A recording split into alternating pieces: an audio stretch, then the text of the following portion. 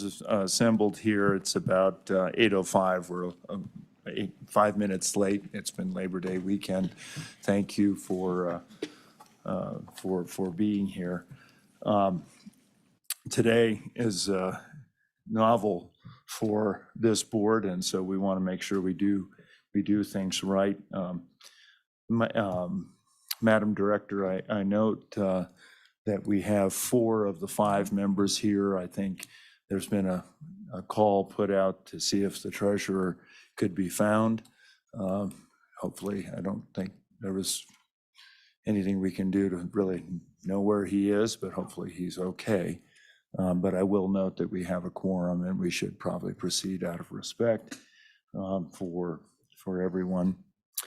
Madam Director, let me open it up to you, and if there, I do know that all of us have had a little bit of a briefing, and there may be some issues that came up with regard to sort of legal matters that we may want to take a little bit of a start with an executive session. So, Mr. Chairman, with your permission, I'll give a brief introduction of what we're here for today, and then if the board decides it would like to convene into executive session, we could do so at that time.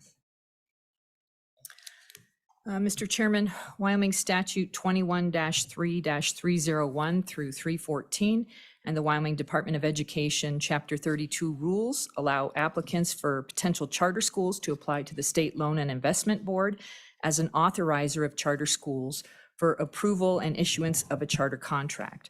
According to the 2021 authorizing legislation, the board may initially award just 3 charter school contracts. The application window for 2022 was open from July 15th through August 15th. 3 applications were received during this application period. Prairie View Community School submitted its application on July 18th. The school plans to operate in Chugwater starting in the fall of 2023.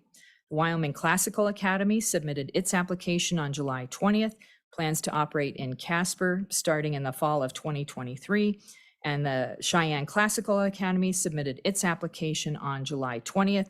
The charter school plans to operate in Cheyenne starting in the fall of 2023. And I think I misspoke. I think the Classical Academy is in Mills. Today's meeting was noticed as a public meeting for the board, as I mentioned, as the authorizer of charter schools under 21-3-302.1 to consider these 3 applications. The meeting today is scheduled from 8 a.m. till noon. A second meeting is set for September 14th and will convene at 1 p.m. until the board concludes its evaluation and deliberation concerning these 3 applications. The board's procedure for evaluating the applications will be in accordance with the State Loan and Investment Board Charter School Policy and Procedures effective July 13th, 2022, which has been posted on the Office of State Lands and Investments website. For purposes of today, so our understanding procedurally, the board will take the applications one at a time and in order of receipt. Each applicant will conduct a brief presentation introducing the charter school application to the board. The board will then conduct the required interview or question and answer period. Following the interview, the board will accept public comment. After the information has been received for the first charter school application, the board will move to the second and the third following the same process. The board will then deliberate likely on September 14th after all applications have been heard and make its determination concerning each application. So before I yield the floor to Chad Auer, the Deputy Superintendent of Schools and the Wyoming Department of Education, as we mentioned, it's my understanding the board may need to convene an executive session to discuss legal issues as limited to those permissible under Wyoming Statute 16-4-405. With that, Mr. Chairman, I would yield back to you. thank you, Madam Director. Members of the board, are there comments you want to make as we begin, or if not, I think really, I think the issues that were of a legal nature really related to process and some other aspects. And so if you don't have comments to make, I would entertain a motion to take a brief executive session. Mr. Chairman, I would move that we enter into executive session for the allowed legal purposes of taking legal advice. Thank you, Madam Auditor. Is there a second? Second it. It's been seconded by the superintendent. All in favor signify by saying aye. Aye. Okay, sorry, folks. We will remove ourselves to another room for brief comments. Thank you.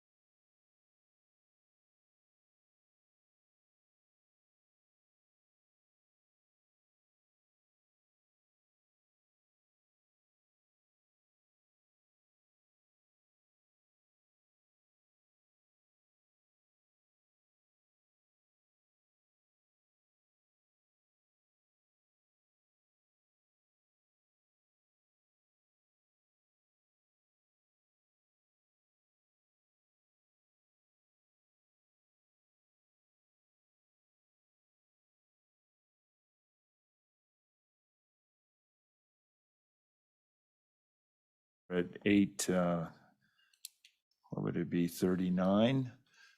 Calling us back in order, the treasurer has joined us for the record. He was available for the executive session. So, Madam Director, is there any other comment before we proceed? No, Mr. Chairman, just a reminder, we're here for 3 charter school applications today. They are under the J matters on the agenda. The first one being the Prairie View Community School, but I believe Deputy Superintendent Auer has some comments that he would like to make. And so with that, your leave, I would yield the floor to him. Deputy Superintendent, the floor is yours. Thank you. Good morning, Governor, Mr. Chairman, members of the board. My name is Chad Auer, serving as Deputy Superintendent, Wyoming Department of Education. Also, I'm joined with a number of members of the WDE staff that will help answer questions should you have any today. Also, just want to reiterate that the Department of Education did receive 3 applications pursuant to Wyoming Statute 21.3.301 through 314. The department has reviewed those and has made comments, observations. We find each of those applications complete and ready for your review. But our comments, et cetera, are probably not nearly as important as you hearing from each of the applicants themselves. So, Mr. Chairman, with your permission, I would like to introduce the first applicant for you. Thank you, Deputy Superintendent. All right, Mr. Chairman, members of the board, the first application is indeed for Prairie View Community School. This proposed school would be located in Chugwater, Wyoming. Upon our review at the Wyoming Department of Education, we find this applicant to be complete and ready for your consideration. And I believe that the applicant is here and has prepared a presentation for you, and I would like to now invite them to the podium and turn it over to you folks. Thank you.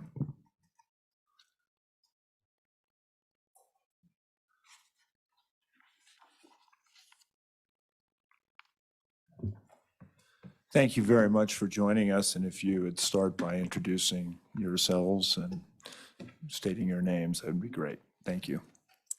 Yes, Mr. Chairman, members of the board, I am Jara Nix. And I'm Dana Cushman. And we're the co-chairs of the founding board for Prairie View Community School.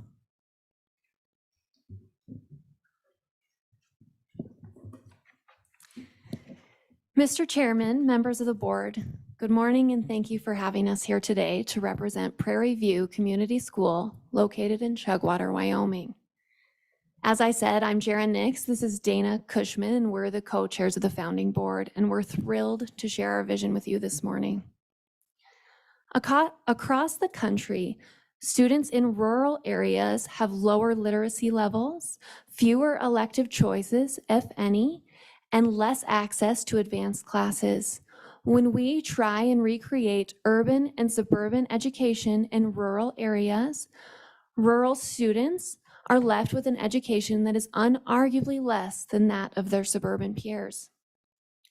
In his findings in the report, Why Rural Matters, The Time Is Now, Dr. Bob Klein states, so much wisdom resides in rural communities.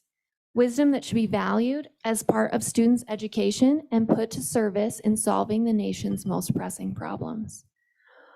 We at Prairie View Community School feel this statement to our core. When we look around our community, we see vast and untapped educational resources of generational ranchers and farmers, as well as entrepreneurs pushing to create innovative and creative businesses in unlikely places. We believe it is time to tap into these underutilized resources to custom build a holistic education for our rural students. Next slide. There are a few things we'd like to highlight about Prairie View Community School this morning. We'll begin by discussing some of the logistical details of PVCS, that's how we'll refer to it. But we'll spend the bulk of our presentation talking about our two-pronged approach to education, place-based and project-based learning.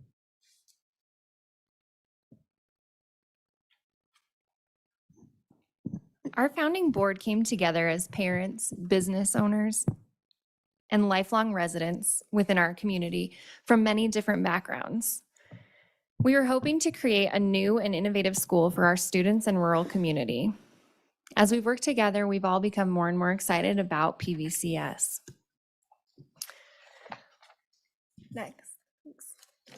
Wyoming Statute 21-3301 explains that the goal of a charter school is to provide expanded learning opportunities and experiences, as well as encourage innovative teaching methods.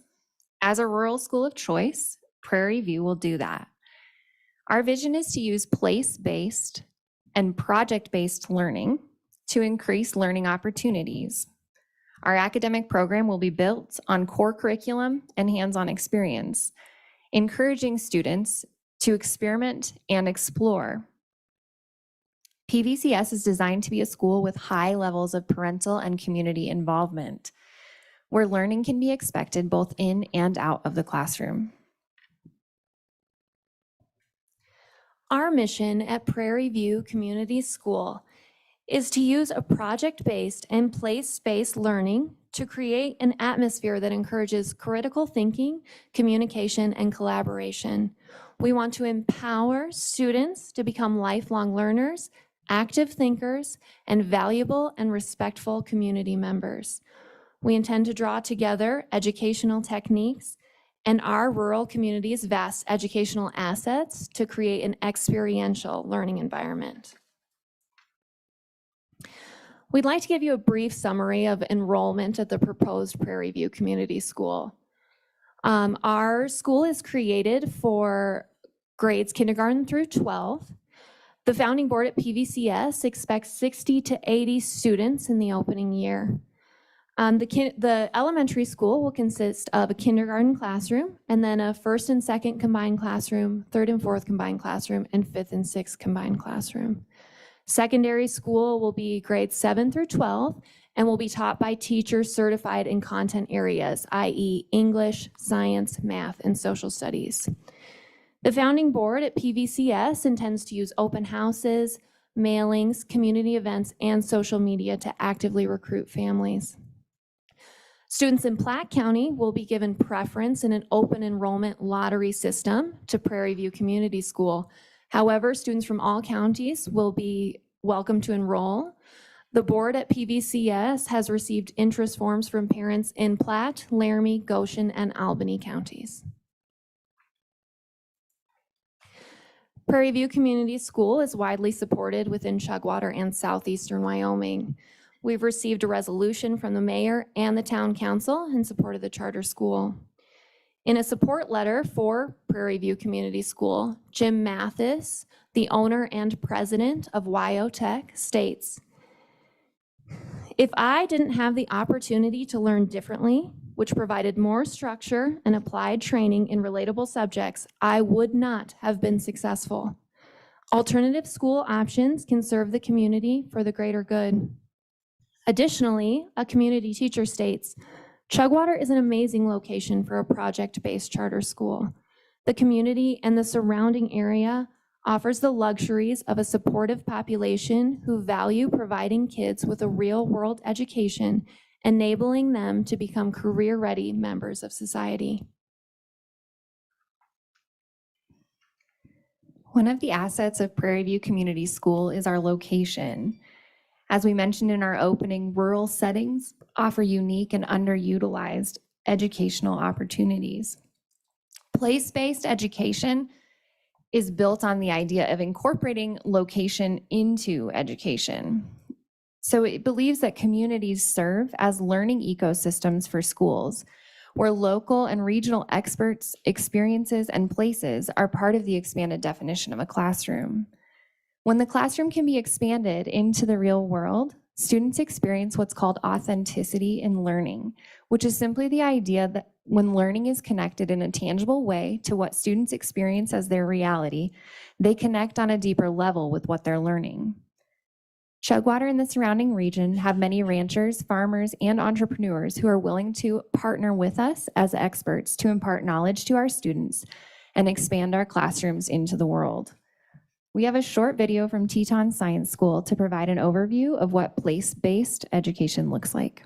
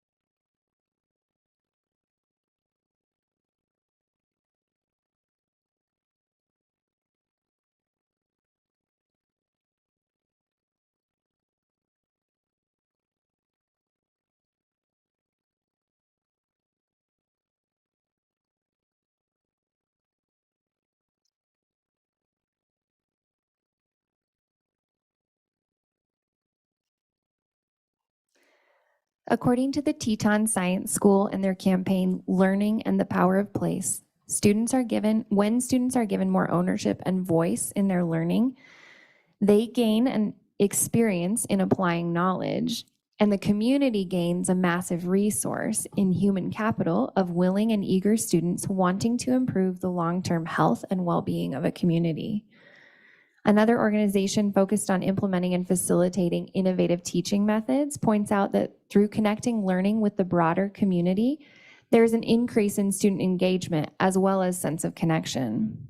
Some of the ways we plan to incorporate place-based education at PVCS are through senior internships, community-submitted service projects, having electives that are offered by community experts, and having community review of project presentations.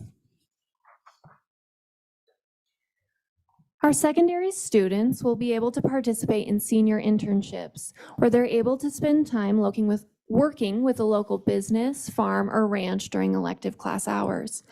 By encouraging an internship, PVS strengthens both trade skills and opportunities to learn communication, professionalism, and responsibility.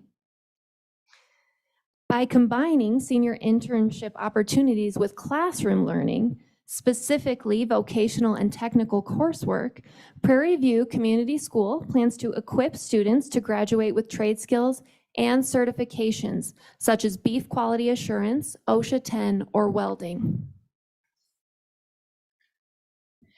In addition to internships, community members will be able to be involved through our elective courses.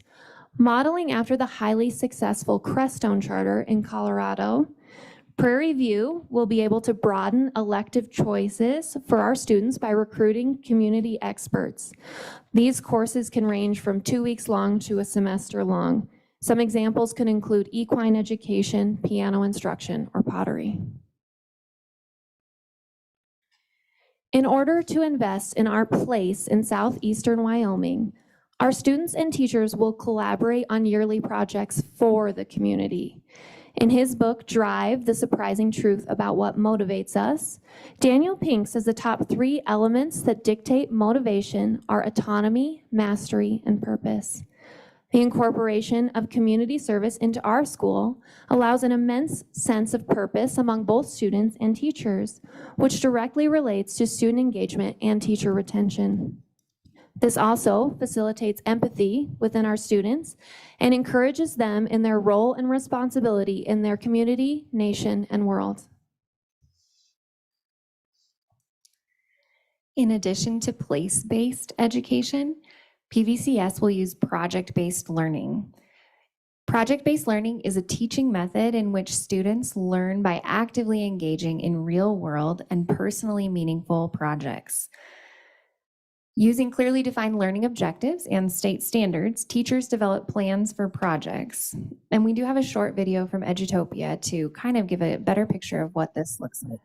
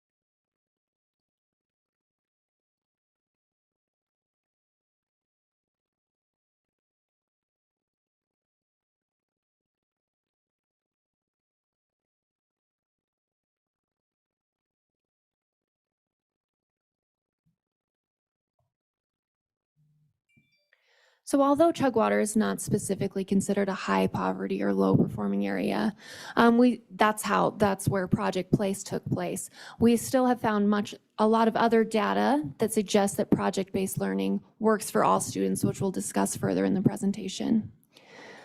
By using projects as our central mode of learning, we at PVCS believe we will be nurturing an internal locus of control for our students, increasing resilience and success. At Prairie View Community School, we plan to engage students in 3 types of projects: interest-driven, problem-driven, and empathy-driven. Interest-driven projects will be chosen by students based on topics that inspire them. These projects will take place in their core classes and allow for student exploration within the class time. They'll be done on a daily or weekly basis, depending on grade level and content area. For example, if a second grader is interested in firefighters, their project could involve researching home fire safety and creating a fire safety checklist to hand out to their classmates. They could then write to the local fire station, thanking them for their service and asking them to come present to the class. At the secondary level, if a student is interested in coding, they could have time each week to develop an idea for and write code for a game or app. They could then write a business plan to market their product. Through the course of this unit, students would use this time to complete skill-based but topic-neutral standards. These types of projects reinforce intrinsic motivation, fostering perseverance and the love of learning.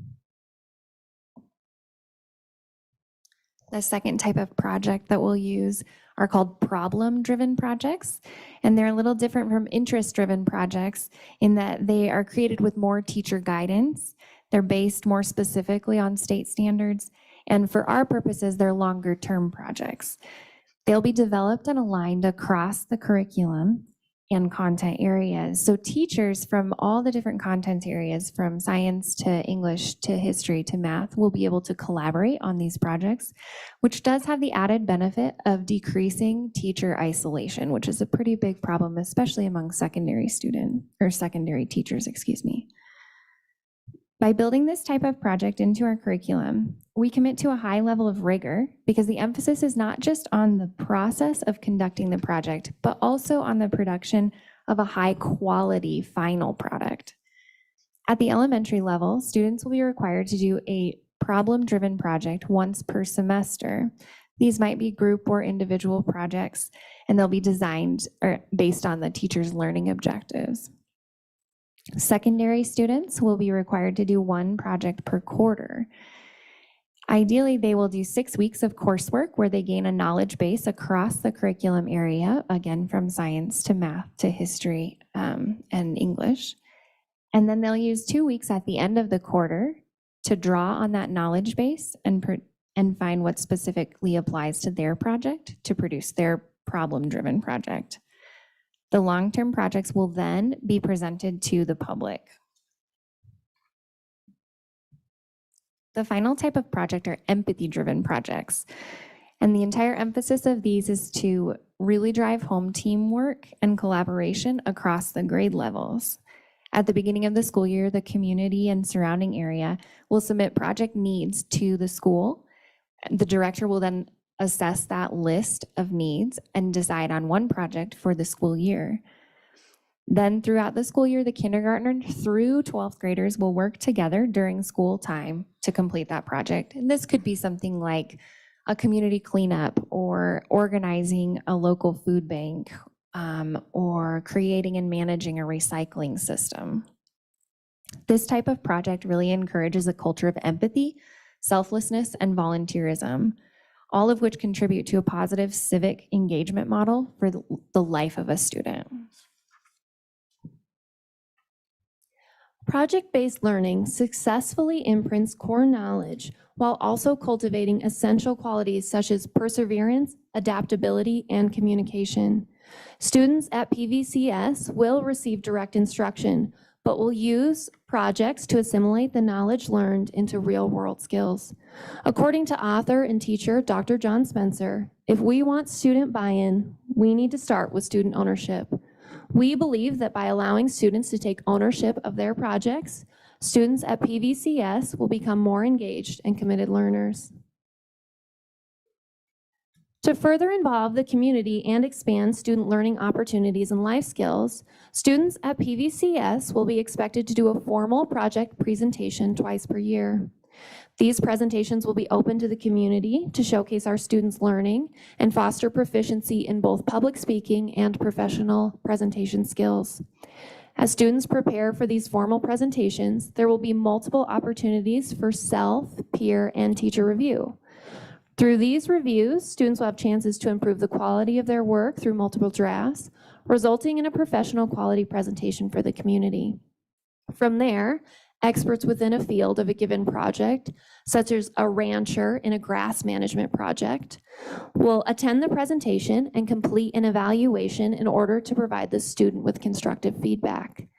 This model allows for greater student growth and exposure to real-world industry. As we come to the end of our presentation, I want to take a minute to share a couple more studies about project-based learning. One multi-year study of students taking AP United States Government and Politics showed that those AP government students engaged in project-based learning had a 30% higher pass rate on the AP government exam than non-project-based learning students in comparable schools. In another study, researchers at Michigan State University found that third graders in project-based learning classrooms from a variety of backgrounds scored 8 percentage points higher on a state science test than students from traditional classrooms. And those results held regardless of reading level of the student. In the third study from Stanford University, sixth graders using project-based learning science curriculum were found to perform significantly better on state assessments in both math and English language arts when compared to students not using the curriculum. Also in that study, English language learners in a project-based classroom scored 28 percentage points higher than their peers on a language proficiency exam after completing projects. A study published by the Eurasian Journal of Educational Research used qualitative and quantitative analysis, including a video-recorded semi-structured interview, to study project-based learning students in comparison to a control group. The results of this study indicated that project-based learning students had a higher cognitive domain, which is knowledge and the development of intellectual skills, and reported that project-based learning enriched their creativity while enhancing their ability to collaborate with trusting relationships with peers. This study also showed that project-based learning develops students' cognitive and affective skills while being a method to equalize student outcomes. We believe that place-based education combined with project-based learning creates an undeniably strong learning model. Place-based education brings a framework of tangible and authentic learning spaces to projects, allowing students to connect with their learning and their community. Together, these methods increase student engagement and learning.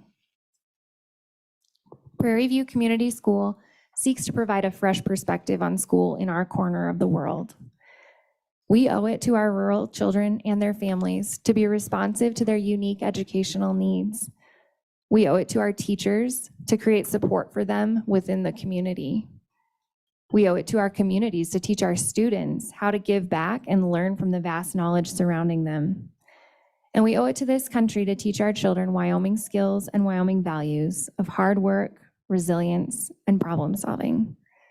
Mr. Chairman and members of the board, thank you for your consideration. Thank you both for a very good and compelling presentation. Members of the board, are there questions? Mr. Secretary. Thank you, Mr. Chairman, and Ms. Nix and Ms. Cushman, thank you for the presentation. It was very enlightening to me. Just a couple of questions with regard to, well, a few. You mentioned the vast resources of the area, and I think that competition is good. Do you have any idea how your your charter school will affect the current public school. I know there'll be some collaboration perhaps with that, and maybe that strengthens both. So I'd like you to address that. And then as far as special education goes, I noted in the statistics, I think it was 10%, might be identified as kids that need special education services. What is the plan for Prairie View to educate those students that might be in an IEP, whether it be through contract or hiring your own special education teachers? And then the final question would be, and I looked, and if I missed this in the materials, I apologize, but can you explain to us the collaboration perhaps with athletics and some of the things that I think are very important when it comes to teamwork, collaboration, all the things that athletics can provide a student? So, and I'll repeat those if I put them all together, so I apologize for that. Mr. Chairman, Mr. Secretary, to address your first question about the Chugwater Public School, we have considered that, and we had approached Platte County School District about perhaps even converting the public school into a charter school. They felt unprepared to be able to do that at this time. So I think moving forward, our plan is to do a pretty strong collaboration with the school district to see how we can improve both schools. Because as we believe that the traditional model doesn't work for every student, and probably our model won't work for every student either. So I think that's the plan moving forward. The special education question, we still have strong hopes that we could work with the district in some capacity. The district doesn't feel able to provide a lot of resources for us at this point because of staffing shortages. So our hope is still to use their director of special services to kind of oversee our IEPs and make sure we're following the letter of the law. But we plan to hire our own staff, have a special ed director with in-house, and then also paras. Because of our location, special ed services are not available in Chugwater. So what we will do is contract here in Cheyenne or in Wheatland with, OT, PT, speech, any of those things. Real quick, just on a follow-up on that. So is that with the traditional school, the public school as well? Do they contract out for their special education services, like out of Cheyenne or something? Okay, so that's good to know. Thank you. Yeah, that's how the current public school does it. Third question about sports. So we hope to provide as much as we can. The way it works currently in Chugwater Public School is we can do sports or whatever as long as there's interest. So we think as we grow, we'll be able to provide sports and FBLA and all of those extracurriculars.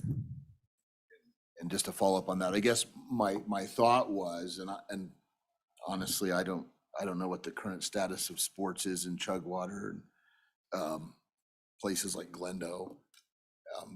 But my thought is just like special education, if they were providing their own folks, you could contract with the local district to provide special ed services. Could you also contract with the district to have inclusion when it comes to athletics? But maybe that's not really available there in the first place. I don't know.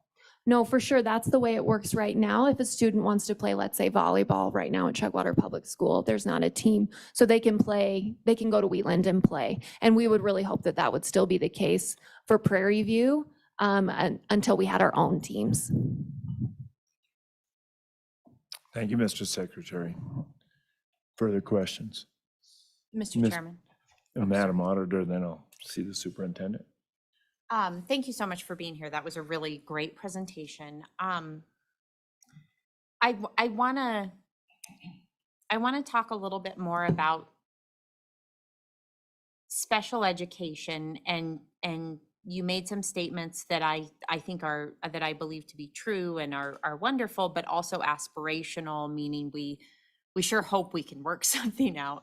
That doesn't always work out. And so what is your plan for funding your special education services if nothing can be worked out? And what will you do if you end up with a student with very high cost needs in the special education department.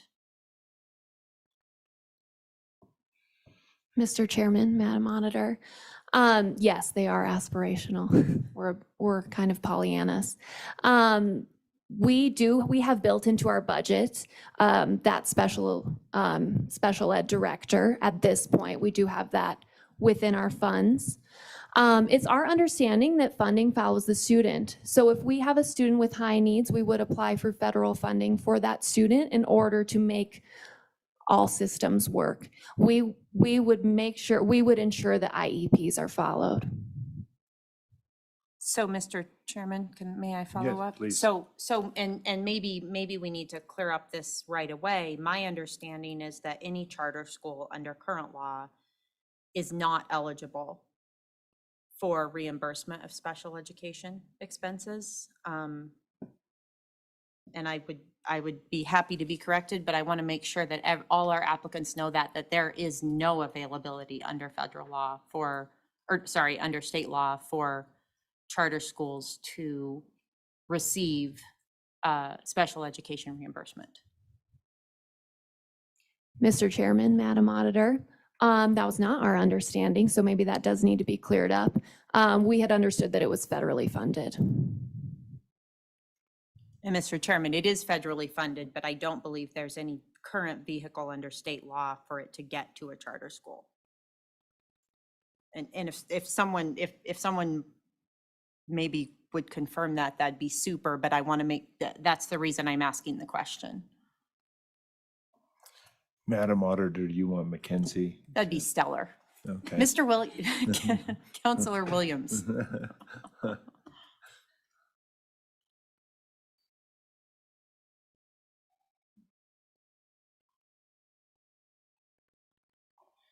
Thank you, Mr. Chair.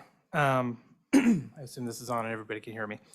The funding for Can you just say your name? certainly Mackenzie Williams with the Attorney Thank you. General's office.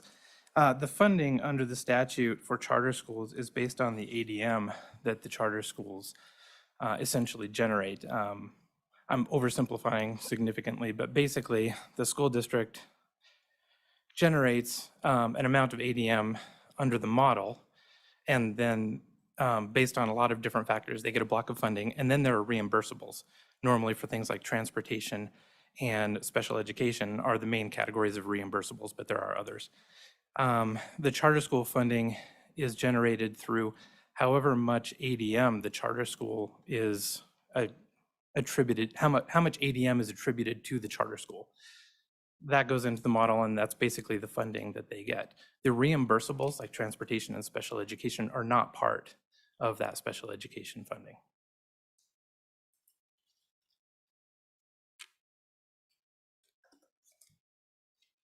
Thank you.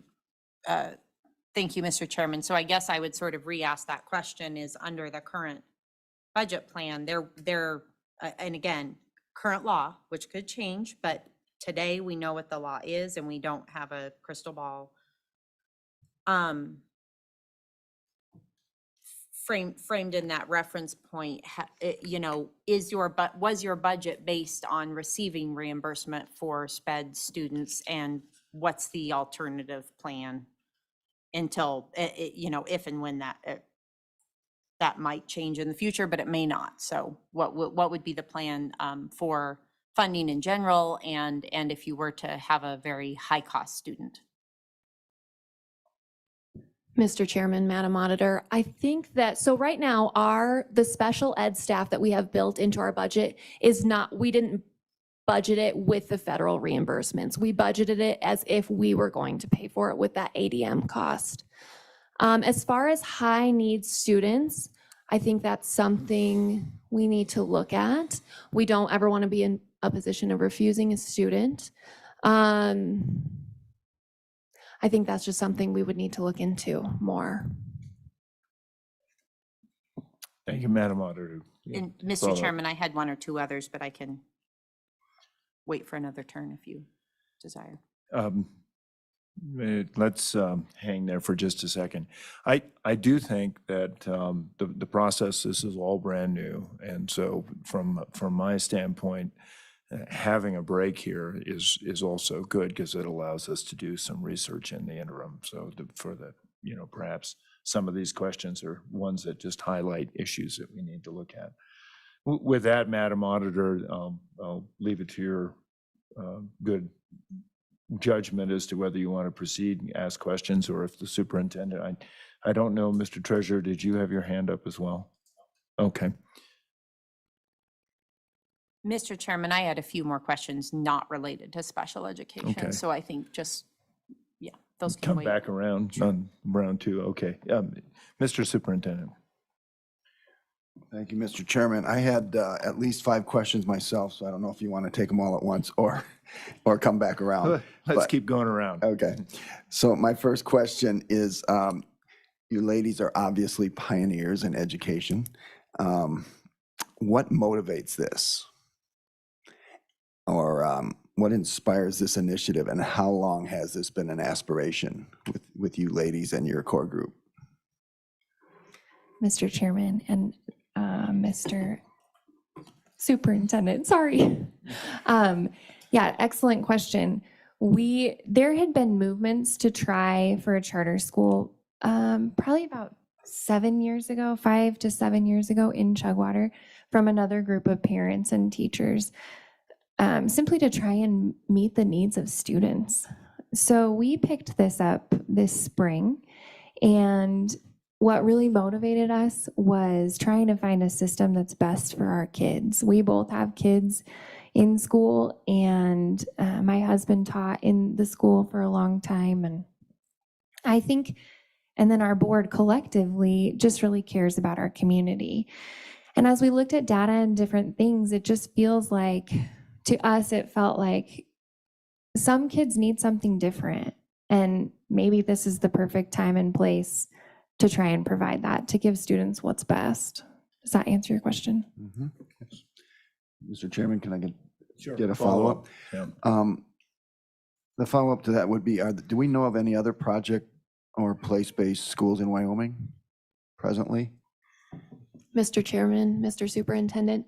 So there is the Teton Science School, which doesn't classify itself as project-based necessarily. They're much more place-based. Of course, they have a beautiful, awesome location. But I think they do a lot of projects, but that's the only one we know of. Thank you, Mr. Superintendent. Couple of questions from my side, and then I'll go back around to whomever. One is, you mentioned that there were, and this may not be easily answered here, but you mentioned there were potential students from Goshen, Albany, obviously Platte, and Laramie who might want to attend. Do you know how do their districts plan to pay for the students as they matriculate to your school?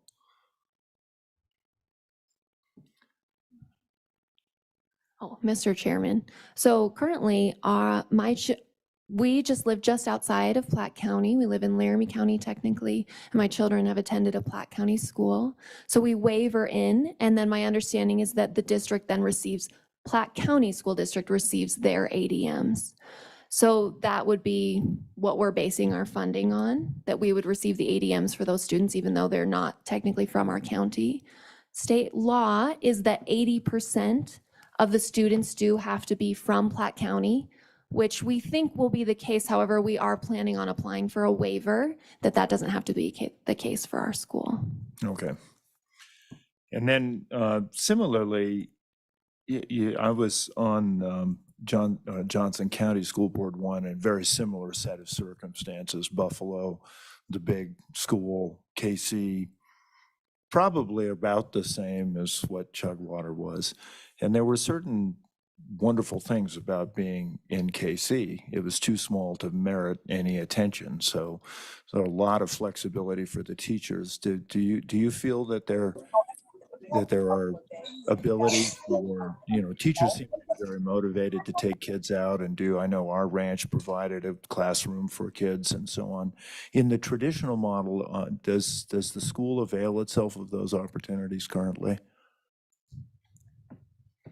Mr. Chairman, there are wonderful opportunities within Chugwater Public School. We have found that community involvement is much less than what we would prefer it to be, and even parent involvement. I don't know, it is possible that that's a post-COVID thing. Maybe we're just still trying to work through that. We do intend to kind of up the ante as far as community involvement. Fantastic. And last question, and really, it's a wonderful idea, and it reminds me of when my kids were in school and my wife and I were thinking about doing something very similar. The challenge is continuity, because you know, there are parents that are very motivated and people that are very motivated, and as their kids graduate and so on and so forth, it's hard to sometimes maintain that kind of enthusiasm. Have you looked at that, and do you contemplate how you can keep that enthusiasm rolling as kids and parents grow through the process? Mr. Chairman, yeah, we have looked into that because, I mean, I'm sure as all of you know, being on a school board is no small effort. However, right now, our school board already contains 2 members of the community whose children are grown. So I do think Chugwater has a unique asset, that there are many volunteers who are older. Maybe, you know, someone else is taking over the ranch and they're kind of looking for a way to invest in the community, things like that. Fantastic, thank you. Madam Auditor. Mr. Chairman, round thank you. 2. In regards to the governance, and this is potentially just a cleanup thing, or maybe I've missed it, but I see that there's a process to remove a board member. I couldn't find any process to remove the board chair, because the removal of a member is only through the chair. And so and again, hopefully none of that ever happens, but my first question was, how does one get rid of the chair if your chair were to go awry? Not that they ever would, but there should be a policy. Don't you agree? Mr. Chairman, Madam Auditor, for sure, we do agree. I don't know, maybe it wasn't included in our application. I think that our plan proceeding would be that it would have to be a unanimous vote from the other 4 board members to remove the chair. And then kind of, I'm confident you've done quite a bit of analysis of what the entire population of sort of students available for educating is in Chugwater and the surrounding area. What is that about? I mean, you expect potentially 50 or 60. Is that accurate? Can you talk to me a little bit about what you think your max population is that you're looking at?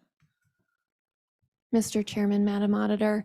Yeah, so we were expecting 60 to 80 that first year, and that's based on interest forms that we've received.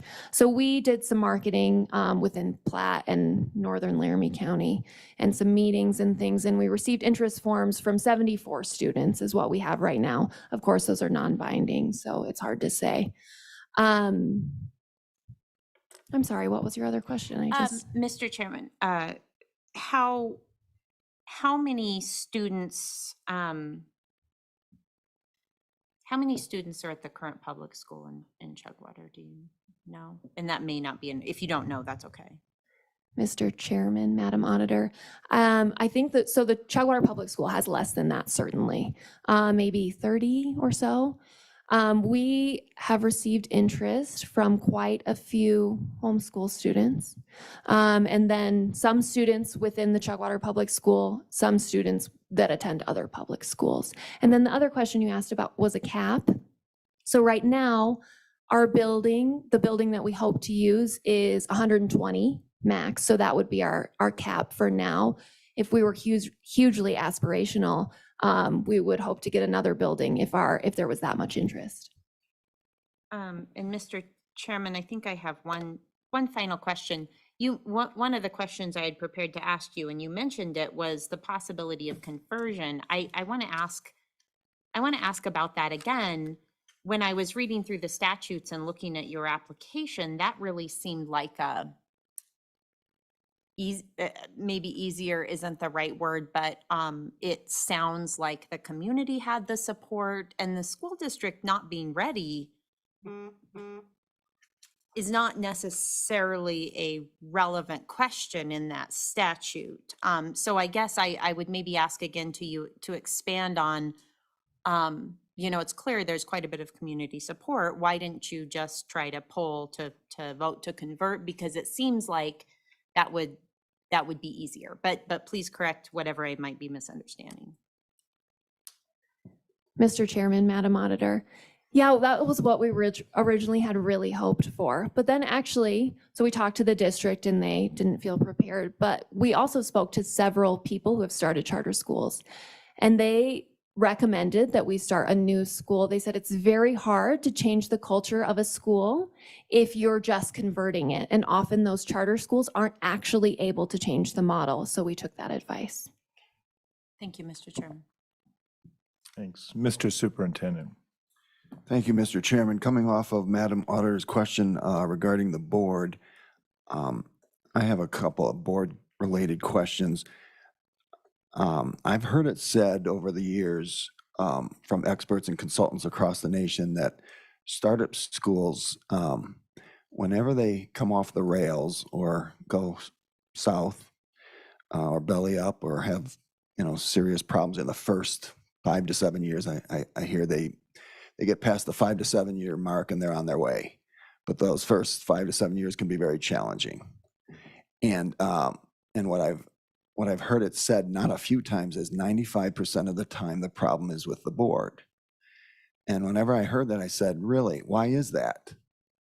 And they said, well, the problem isn't the individual board members themselves. The individual board members themselves are good people, well-meaning, raising good kids, successful in their careers, many of them devout people of faith.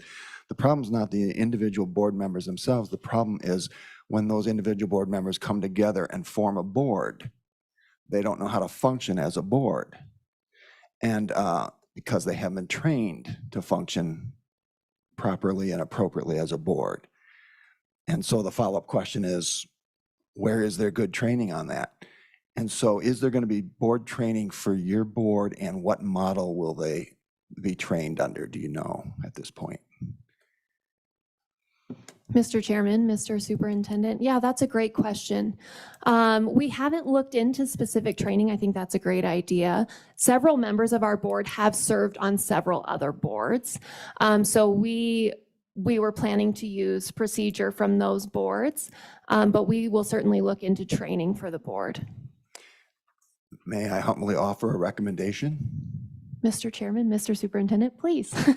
I would encourage you to look at John Carver's policy governance model for board training. He is to board training what Einstein was to physics.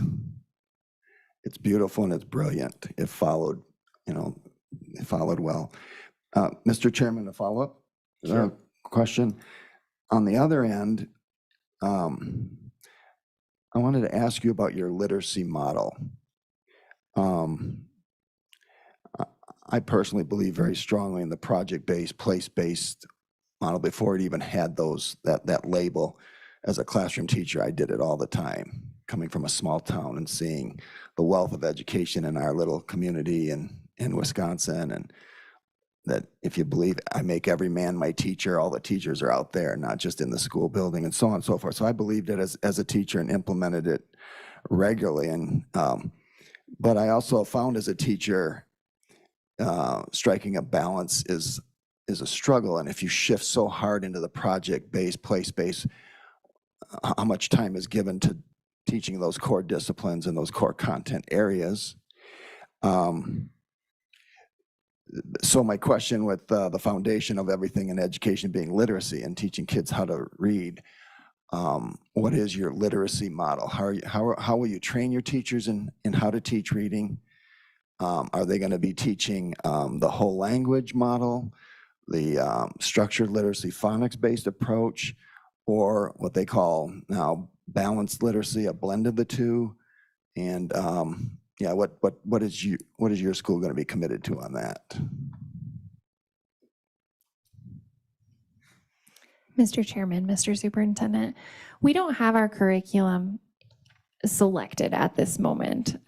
But from talking with one of the women that we've consulted with, who's been teaching for a long time, she has been consulting us on different ideas, and I would say that we'll probably end up on one of the balanced approaches between the two, teaching whole language and phonics. And we are very much aware that you can't teach a child to read with a project. So we do plan to implement direct instruction, especially in the early elementary, to give them those foundational skills that they need. Yes. Was there another part to your question? I'm sorry. No, that sums it up. Thank Okay. you. Thanks. Mr. Treasurer. Well, thank you. It was an excellent presentation, and I look forward to seeing you, have a successful operation. One of the things that I've seen, I guess, woefully short in the public system is financial literacy, and I hope that you do a project that really reaches out to the financial institutions, that teaches kids and parents, because most parents are financially illiterate also.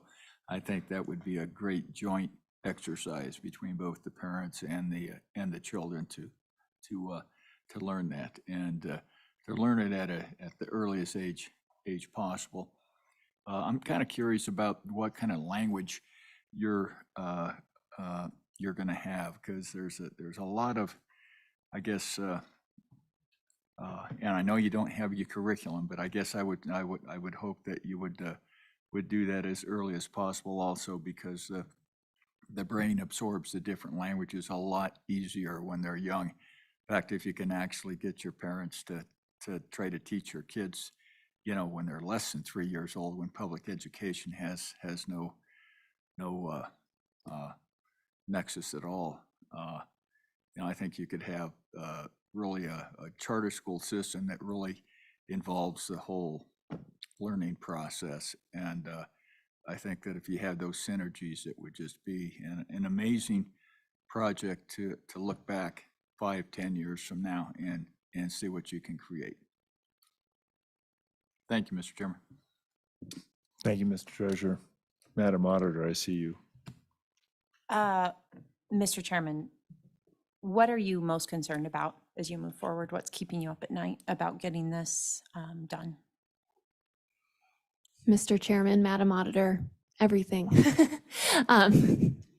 No, I think our top concerns right now are finding a director and finding teachers. With the national teacher shortage, we feel really concerned about that. However, we have talked to a number of educators who said they would be excited about a project-based school, and we do intend to meet the issue head on. We plan to attend job fairs at any surrounding universities and really market ourselves as a new charter and an opportunity to do something new. Mr. Chairman, just to follow up, just out of curiosity, how close will you be paying to what school districts are? Mr. Chairman, Madam Auditor, it's very comparable. Thank you. Thank you. Mr. Secretary. Thank you, Mr. Chairman. This is kind of a follow-up to our discussion on special education and the comment that you might have students from Laramie County, Albany, Goshen. Transportation will be another issue. And that's another one that is the school districts get 100% reimbursement for. And I don't know if this is something I want to go into now, or if this is something that McKinsey can, Mr. Williams can address. But in our particular memo, one of the questions was, did the current, see if I can find it here.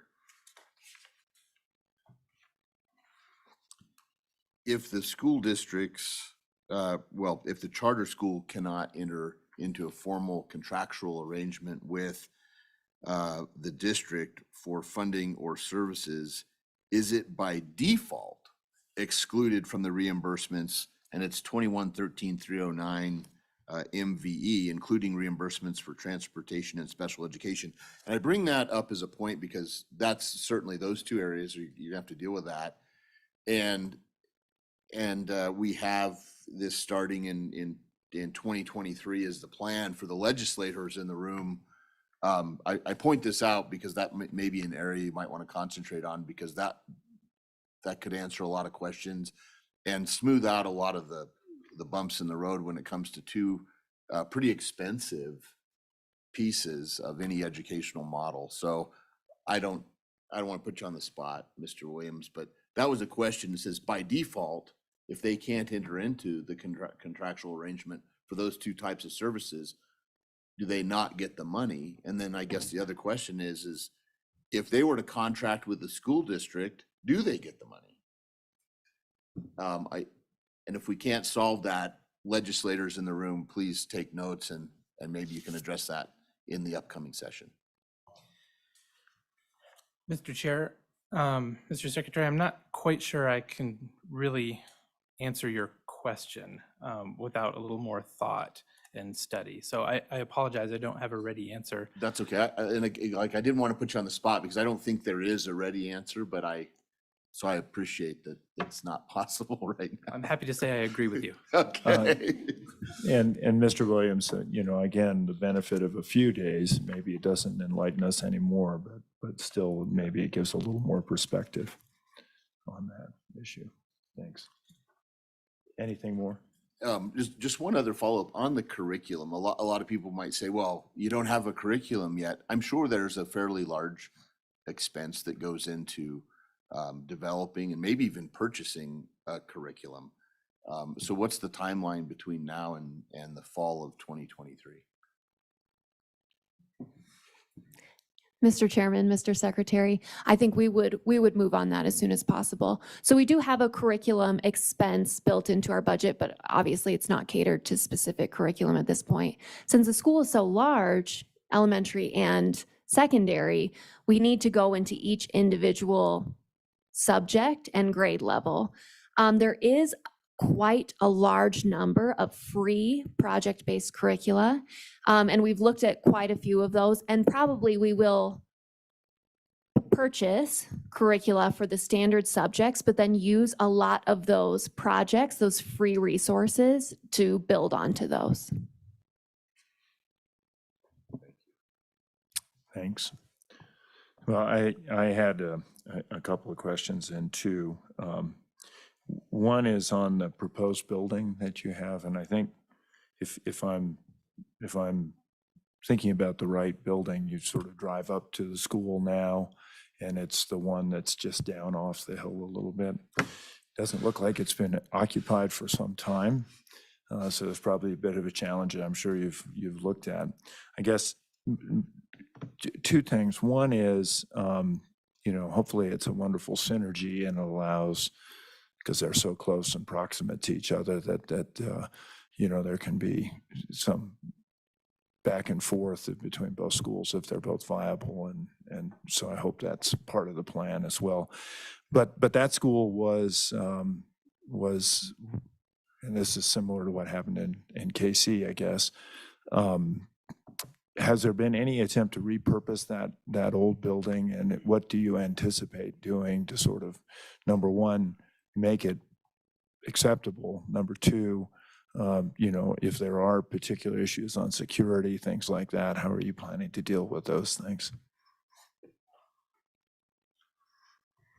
Mr. Chairman, so yeah, that building was last used in maybe 19, I can't remember the exact year, as a school. So yes, we plan to, there was a few things on the report from the School Facilities Commission. There was a few things as urgent, so we of course would plan to deal with those immediately. Otherwise, we're looking into a number of grants that could be really cool refurbishment for the school. And then one idea we're really looking forward to is having the students take part.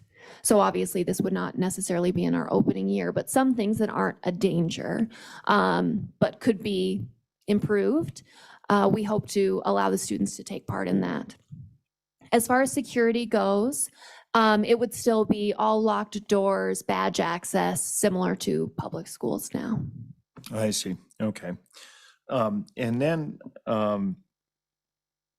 I guess I was going to follow up with a question. What are the worst things you expect over the course of the next year? And then how would you sort of determine your success over the first couple of years? So let me put those aside. But the other one is with project-based, there's quite an avenue for CTE and those kinds of opportunities. And I know you're talking about welding and BQA and things like that. So how do you envision sort of allowing for all of those things to happen in terms of facilities, in terms of equipment, that kind of thing?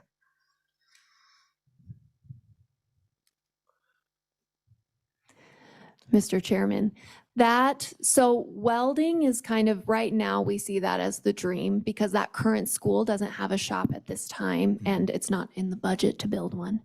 That's another thing we'll look into grants for. Beef quality assurance, OSHA 10, things like that can be done without that huge infrastructure. So we'll focus on that in our opening year.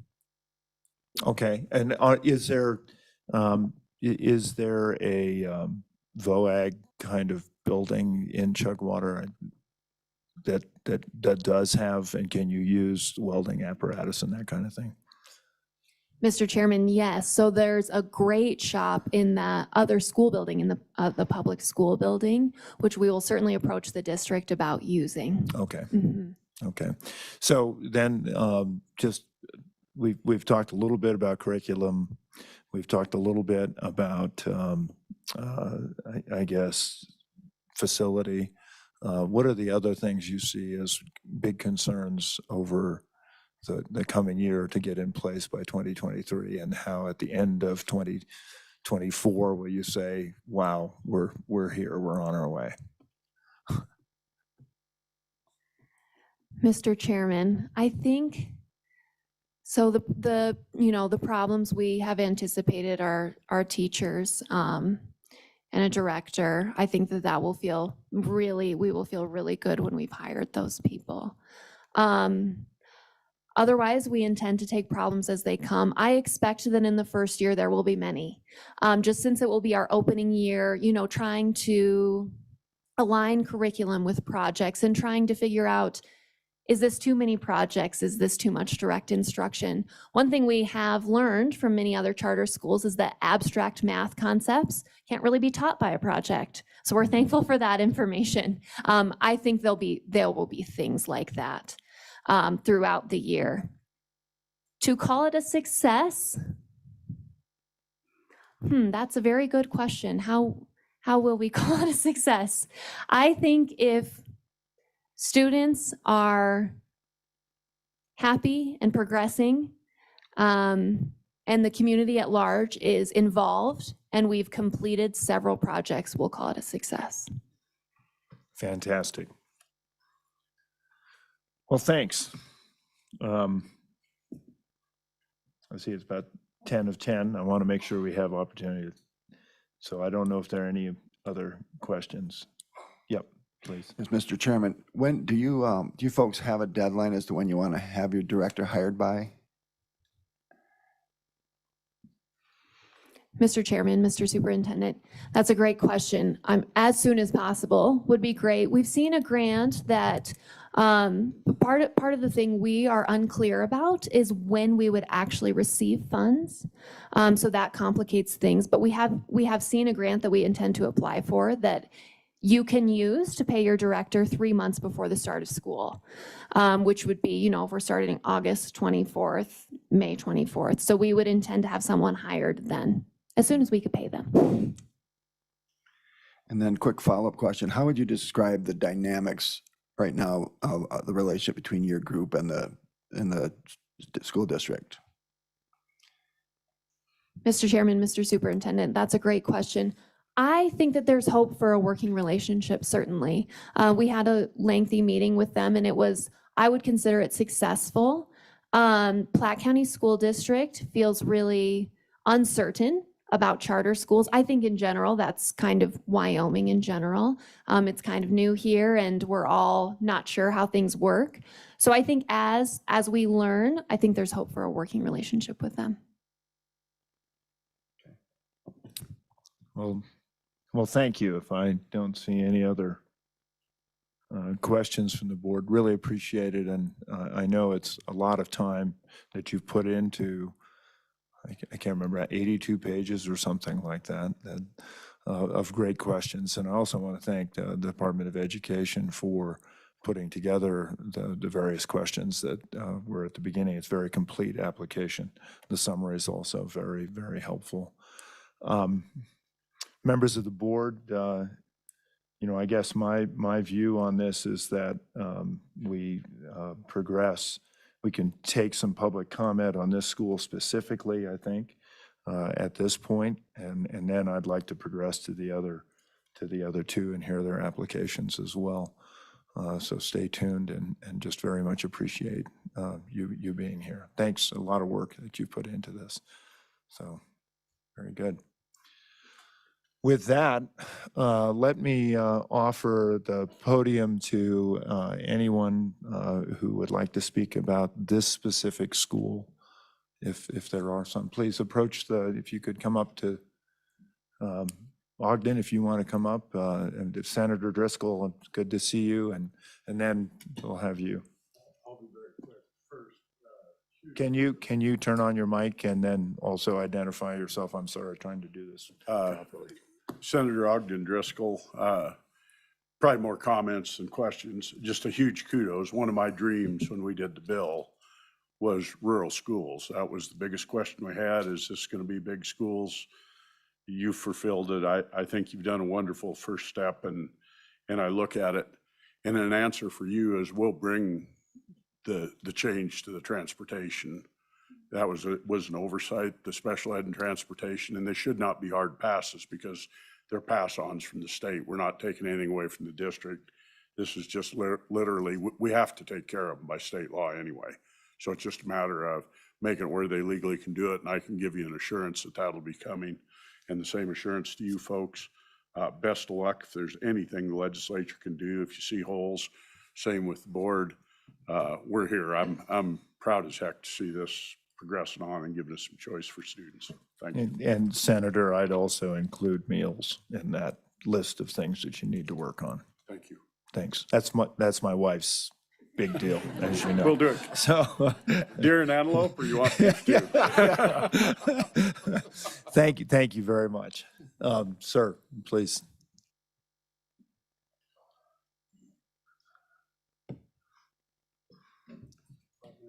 And if you could, yeah, please. Thank you. My name is Dave Throgmorton. I come over here from Rawlins, Wyoming. Just by way of introduction, I am a graduate of Wyoming schools from kindergarten through the University of Wyoming. I went on to get a PhD in sociology from the University of Illinois. I have enjoyed a 45-year career as an educator, as a college professor, as an academic dean, executive vice president, and a dean of a community college. I sent you all a notice early on appealing to you to please table all of the decisions on these three charters until January 2nd, when a completely elected slate of candidates can be sitting on the Slib board. At this point, we have an unelected person who lost a primary election. We have another member who is taking another job within 10 days. I think just in the interest of fairness and just in the interest of doing the right thing, you should postpone a decision on all three of these applications until the 2nd of January. That being said, when I read the charter, the application from the Prairie View Charter School, it was wonderful. This was a great application. I love the place-based education. I love the project-based education. In the course of my career, I found myself as a headmaster of 2 charter schools in the Roaring Fork Valley of Colorado. And I wrote the successful charter and the successful 501c3 for the Klamath River Early College of the Redwoods in the Klamath River on the Yurok Reservation in California. I was the headmaster of the 2 schools in Colorado. Both of them were place-based, using their natural environment that was not only the source of their economy, but the source of their culture as a learning environment for their students. And in the one in California, they were using the history and the traditions of the Yurok tribe as the background for a place and project-based education. I served as the headmaster of that school for the first year when the headmistress took an unexpected year's leave. That being said, I really like this application. I think there's a lot of things that are great about it. The place-based model is beautiful. The project-based model is wonderful. And I have to say, when I saw the level of community support that this school has from that area, if there's going to be one thing that allows this school to be really successful, it's the fact that these good folks have done good work and they have the community at their back. This school has grown organically out of the needs of the students and the families in Chugwater, and it's very apparent, and I applaud them for that. I think it's wonderful. You all see that there are myriad problems with this application. There are a lot of unanswered questions. I need to tell you that these people have a lot of hard work in front of them to answer every single one of those questions you asked, because they were very good questions. They're also not going to be successful unless they have your back. As the authorizers of this charter school, your work is not done if you approve this charter school today or next week. Your work only begins then. At that point, they are going to need you to help them knock barriers out of the way. They are going to need their authorizer to help them negotiate some of the more delicate and difficult charters that they're going to have to arrange. And they are going to need the Slib board to have staff members that are dedicated to ensuring that this school is successful, which surely the school must be successful. So my thing about this particular school is I applaud these people. I'm in awe of the folks from Chugwater. I've been where you are. I know what you're facing. I know what you're about to encounter. And there's parts of it that you're going to love, and there's parts of it you won't. But I do think you can be successful. I think this charter school has every reason that it can be successful, but only if they have the active support of the State Lands Investment Board to support them. You're going to have to change your tagline, which is on the bottom of your agenda, because that tagline is going to have to include something more than simply dealing with state lands for profit. It's now going to have to do with being actively involved in ensuring that a charter school that you are probably going to approve is successful. And that's going to be as dependent on you as it is on these folks who have clearly done a lot of tremendously hard work. So to the Prairie View Community School and their people, I applaud you. I appreciate that. To the Slib board, I really think that you ought to defer this decision. But in light of the fact that you're likely not going to defer this decision, I need to make sure that you all understand very clearly that your work does not end when you sign that piece of paper. Your work begins when you sign that piece of paper, because you're committing yourselves to helping these people do what they have made a commitment to their community to succeed with. Thank you, Mr. Chair. All right. Thank you, Mr. Ogmartin. I appreciate the comments.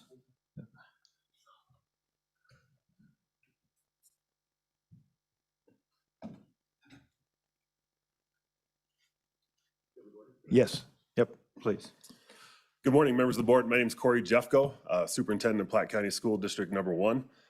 And just didn't want to stand here to testify for or against, just wanted to provide some concerns that I have.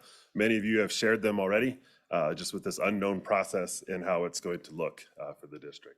My first one is, we talked about in the statute how you can't form a charter to avoid closure. Chugwater Schools has never been discussed as being closed, but my concern is if we have a charter that has over 95% of the students verbally committing to attend to it, will that in fact close the K-12 school? And do we have to have that open to provide that choice for the community? We have schools in Wheatland and Glendo that are also in the district that they could attend, but if we don't have kids in Chugwater K-12, does that in essence close the school? And then the second question I had is on accountability with the SPED that Madam Auditor brought up. If something happens in an IEP or services aren't provided, is that on the district or is that on the charter school? Because it's kind of the gray area on where the kids are enrolled. They're in the district, but attending the charter. So just looking for accountability. Also accountability within the audit, accountability in finance. If payroll can't be made, if payroll can be made, how does that look? And then my final one here was the facilities. You are correct, it's been a couple years since that building's been used. So how do we get that up to adequate standards for the kids? And just answering that. So Chairman Gordon, I don't know if this is acceptable. I could stand for question. I don't need 5 minutes of comments, but if the board had questions. Yeah, I think that's fine. Are there questions for the superintendent of Platte County? I have one, and it just comes from the dynamic that we have in Johnson County. And this may be a bit awkward, but you know, there's sort of the big school, and then there's the small school. And as budget cuts come and things like that, how does Platte deal with those? Because a lot of times in Johnson, there was this sort of tendency to say, well, if we need a snowplow driver, we'll send one down from Buffalo, which is 45 minutes away. You know, and it just clearly wasn't the right, it was sort of the stepchild. And does that happen with Chugwater?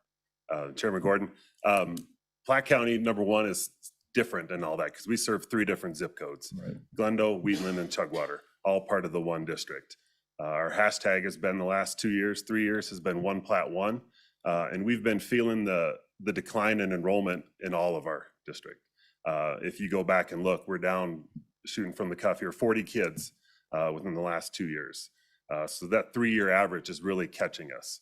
And we make sure that the cuts are feeling in all the places first. If there's an overage, it doesn't matter what zip code it's in, that gets addressed. We are short-staffed throughout the district. We shuffle human resources the best that we can in there, but it truly is being felt throughout all of Platte One. Thank you. The other question with would really attend to athletics, I guess, and the ability to participate. And this is both for charter schools and for homeschoolers. You know, I've heard people who have referred to the taxes that are having to be spent for their kids to participate in sports. That came from a comment out of Mountain View. For homeschoolers, how does Platte One deal with people wanting to participate, whether it be volleyball? I know Ian Jolovich, your county commissioner, and my son used to wrestle. So, you know, wrestling, all those kinds of things. Yep. Chairman Gordon, members of the board, we do allow homeschool students to come in and participate. As Ms. Nix said, we don't know how that looks for charter schools. If it's a combination school agreement, fortunate for me, I serve on the WHSAA board along with Deputy Hour. So I'll definitely get that answer back to you, but I don't know how it looks if it's a combination school agreement or if it's just an application and apply as we do for homeschool. So we all want kids to participate, learn those skills, learn the camaraderie, the teamwork that falls into all schools. So we definitely don't want that to be a hindrance, but I just don't know what it looks like. Okay, thank you. Mr. Treasurer. Yeah, I guess this is for my information. I know there used to be, and I'm not sure that program is still around, for facilities that were no longer used that could be signed over to another entity. I think a charter school would be another entity. I think in our hometown of LaGrange, they signed it over to Joint Powers Board or something, and it was the high school was totally refurbished and repurposed. I don't know whether that program still exists or what exists in school facilities to allow these, I guess, facilities that you're not intending to use to be repurposed, and whether that would go through school facilities or business council, or are you aware of any specific programs or grants? Chairman Gordon, Mr. Treasurer, I'm not aware of any grants right now to bring those up. I do recall in the application it talked about lease to own or renting or kind will, charity.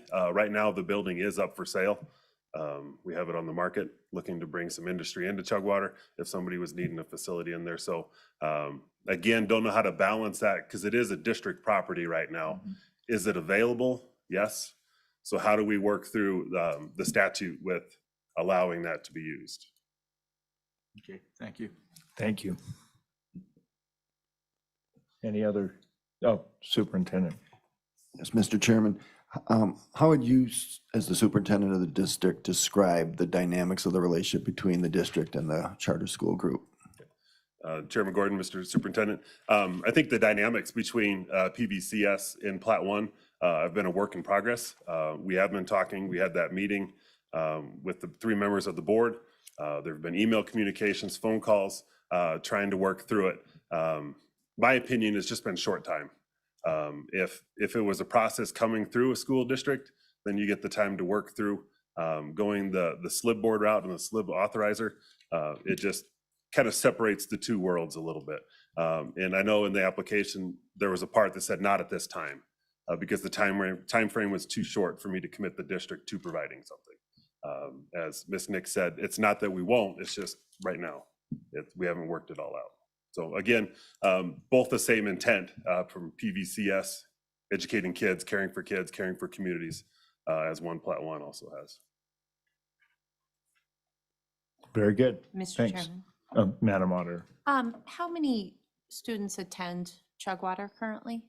Mr. Chairman and Madam Auditor, 31 is the number I had when I left the office Friday. Okay, thank you, Mr. Chairman. Thanks. Further questions? Appreciate you being here. Thank you, Superintendent. And how do I pronounce your last name again?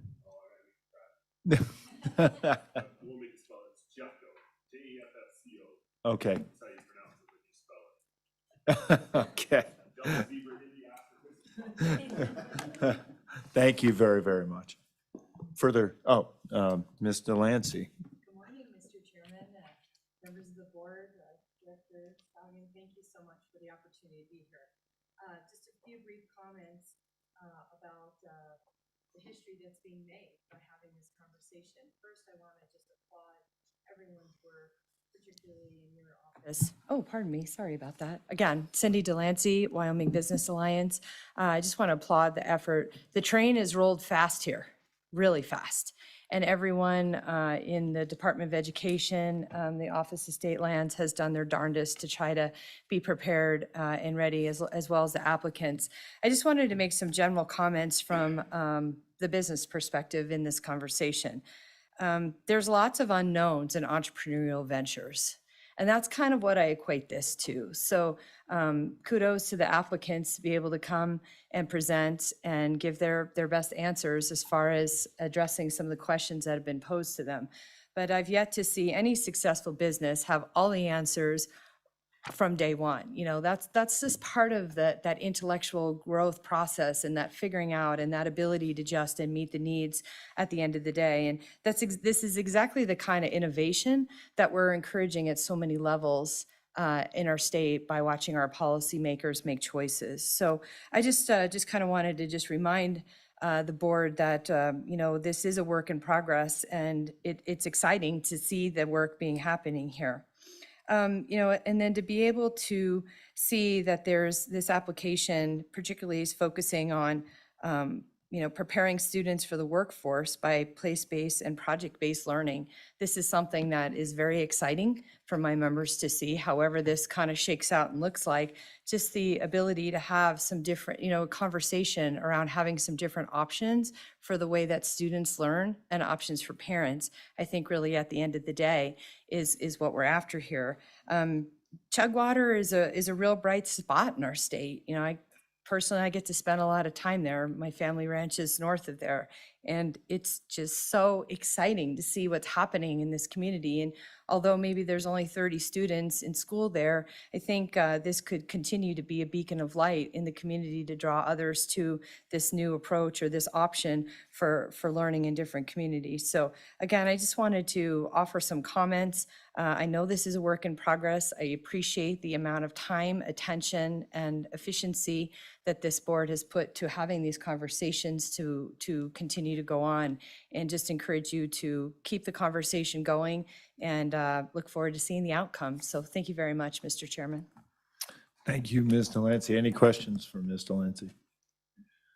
Thanks very much. You're very Sir, welcome. anyone else on the Prairie View? Is there anyone online, Mr. Bump? Mr. Chairman, no hands raised at the moment. Thank you, Mr. Baum. Well, with that, board members and others, I really appreciate your time here. Sorry about having to do the 2 days, but there may be some other questions that come. Thank you again for really compelling and very thorough application. So Thank you, Mr. Chairman and members of the board. very good. Deputy Superintendent, hour. Mr. Chairman. We are just a little bit over an hour. Okay, yes, just a touch. Mr. Chairman, members of the board, the next application for your review, I believe, is Wyoming Classical Academy. Is that correct? That's what I have, Okay. yeah. And this Classical Academy, this proposed school would be located in Casper, Wyoming. Upon our review at the Wyoming Department of Education, we find this application to be complete and ready for your consideration. As previously noted, and I believe that the applicants have made or prepared a presentation they would like to address the board. So if it is your pleasure, Mr. Chairman, go ahead and invite them up. Thank you, Deputy Superintendent. We will now have the Cheyenne Classical Academy. Wyoming. Sorry, Wyoming Classical Academy, sorry. Put my book over there. I'm sorry, this is Casper, right? Yes, Yes, yeah, Casper. yeah. It's, Mr. Chairman, I am being swarmed, it looks like. Do you all need more room? Want me to step aside?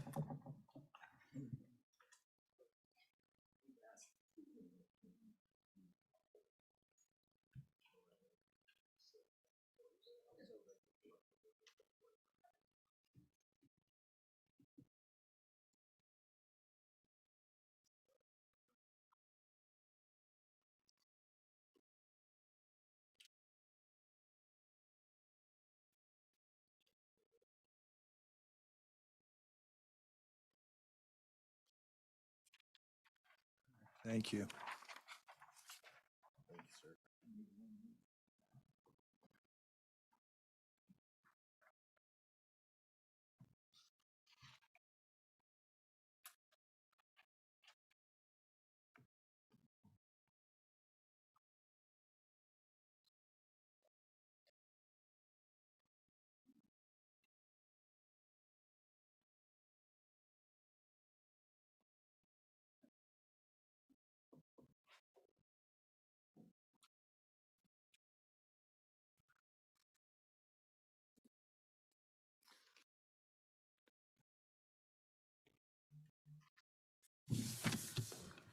Mr. Donnelly, it is good to see you here today after so many years.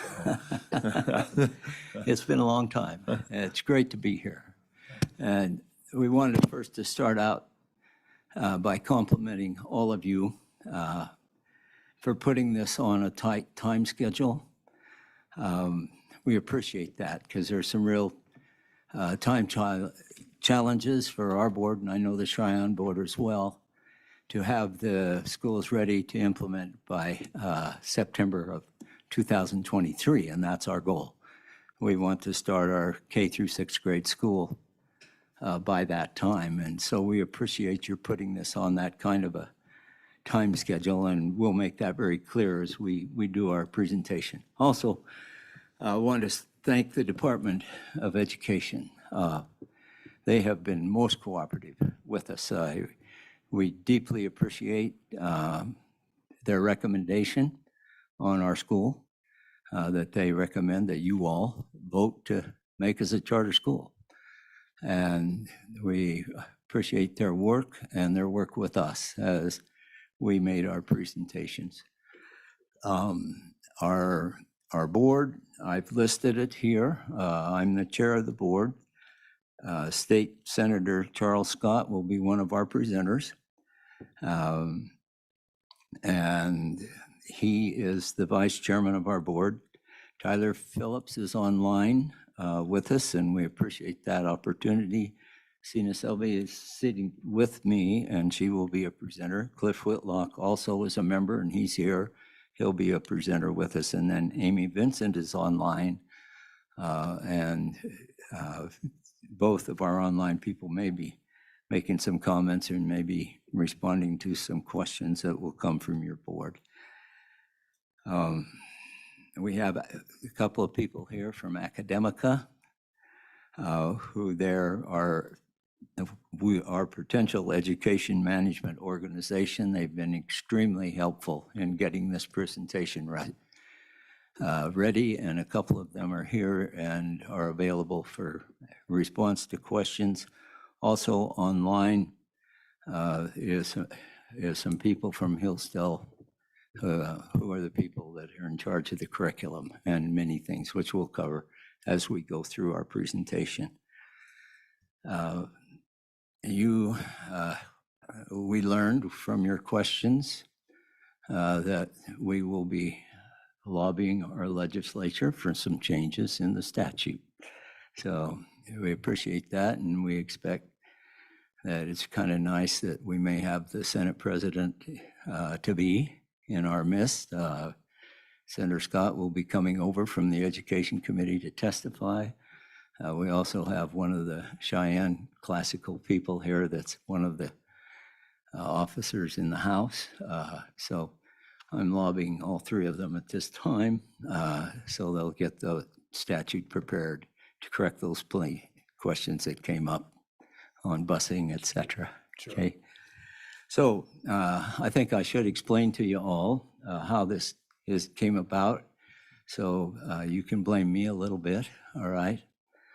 I was watching the 2020, the marching of these wonderful young people, and there were some things that weren't so nice to watch that were part of that marching, that became part of it, where there's a few people that were trying to tear down America and make it not what we want. And they were lobbying for, in a way, in a very inappropriate way, to make a socialistic system. And I don't believe in that. I believe in our constitutional republic, which has given us all of the benefits. And so I'm watching this. And as you all know that know me well, I'm just an old geezer, all right? So what can an old geezer do to make a change that would be helpful? And the thing that I thought of, well, the thing I can do is we can have some changes in education that really push having a great pro-American, pro-free market, pro-constitution change. So I called up Hillsdale, who I'd give them a little bit of money over the years. I like very much what they do, but I like very much their charter schools. And I said, oh, that's what we need in Wyoming. We need those Hillsdale Barney charter schools. Hello, Mr. Treasurer. And that was an interesting conversation because he said, well, I really appreciate your call. He was very kind, but he says, we will not come to Wyoming. And I said, why? And he says, your charter school law is not advantageous, and we have limited resources, and we think it'd be very difficult to get a charter. And it turns out we have 5 charter schools, and that's all since we passed that law quite a while ago. And so he sent me to the National Alliance for Charter Schools. A fellow named Russ Semnick helped us draft a statute. So I've been a friend of Senator Scott for far longer than anybody would admit. He certainly wouldn't. And he'll be here, and I expect that our treasurer will probably give him some tough questions when he comes. So I went to Senator Scott, and he said, well, the one thing in this statute that they've helped you with is that it would be another authorizing board that would need to be created, and in the tight budget restraints that we had that year, that'll be not a good thing to have. It would be very hard to pass. And so his committee advised him that you better pick a different kind of a board. All right, that's why you're here. You can blame Senator Scott, all right, not me, all right? Because that's what he felt. He said, and one thing that will happen with that, he said, because they're their elected board, it will have to be a very good application for them to accept it. And he says that will help the charters get off on a strong footing. And so that, quite frankly, that is why you're here. So we appreciate that very much. So that was the very first part of this.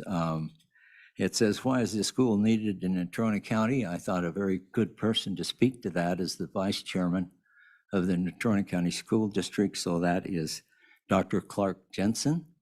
And so I will call on him at this time to speak to that.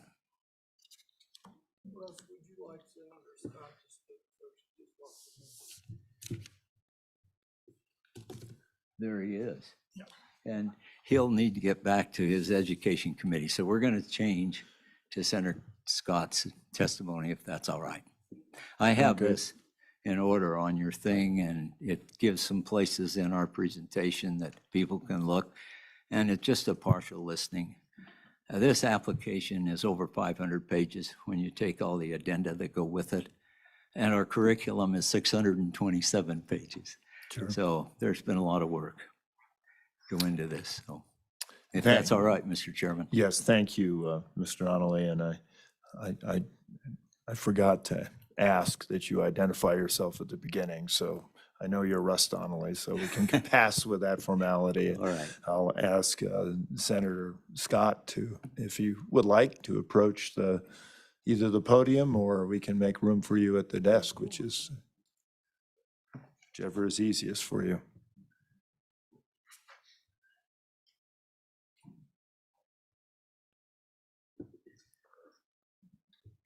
Sir, if you don't mind, this would, I think, be easier.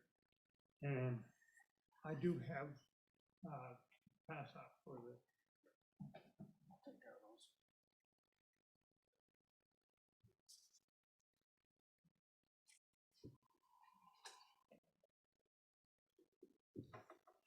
Okay. Thank you all very much.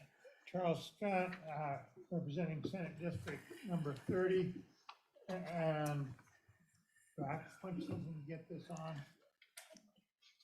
There we go. Is it on now? And I'm also chair of the Senate Education Committee, co-chairman of the Joint Interim Education Committee. And I wanted to talk about really two things. One, the need in general for charter schools, and second, the importance of the focus on reading in all this, and of the particular approaches that are being used. I'm speaking on behalf of the Casper proposal, but a good deal of what I have to say will apply to the Cheyenne one as well, I believe. When I came in to be the chairman of the Joint Education Committee, I wanted a reform component to what we were trying to accomplish there. I was seeing that we needed to have some reforms, and I felt that having a choice part of that was a good idea, and charter schools appealed. So I got involved in this. That's how come I'm here. What I want to talk to you today is what the data show in terms of the results we're getting and how that fits into the charter school thing. Having passed out, did it get passed out? A summary that I did actually for the Senate. And what tipped us off to the specific nature of the problem was the consultants the state hired for recalibration. Did a very good report. And the first part of that report, they were bluntly telling us we were not getting our money's worth from the funding that we're providing to education, very generous funding. And let me just quote a few things. First thing they said that reading is the key to learning in all the subjects. If you can't read adequately, you just don't do well in the other things. You can't do it. They were saying that their quote specifically was between 50.88% and 45.2% of the students perform only at the basic level or below in English language arts. This is on our state assessment. And the first figure, the 50.88, is how many are basic and below at fourth grade. The 45.2 is how many were basic below at third grade. And this is in the last year before COVID got us. And COVID had an adverse effect all across the board. They say these performance levels are not adequate for graduates to assess jobs in the higher skill, higher wage economy Wyoming is trying to build. That was their specific quote there. And that's, I think, very important. And it's important to understand that third grade is the key metric, because everything beyond that academically assumes that you have achieved the reading levels and are reading at grade level, third grade. They also point out that the data from the NAEP National Assessment of Educational Progress that the U.S. Department of Education does suggests that the improvements in performance have not grown the same pace as the growth in revenue. We ain't getting our money's worth, and we got a problem. As we looked into that problem, we looked at a number of parameters. We found that performance in the school districts varies widely on this key metric of reading performance at third grade.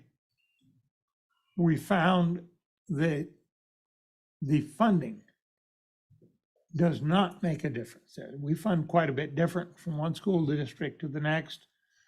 When we ran a correlation coefficient, it was actually slightly negative in the funding area. I mean, the more we were funding, the worse the results were.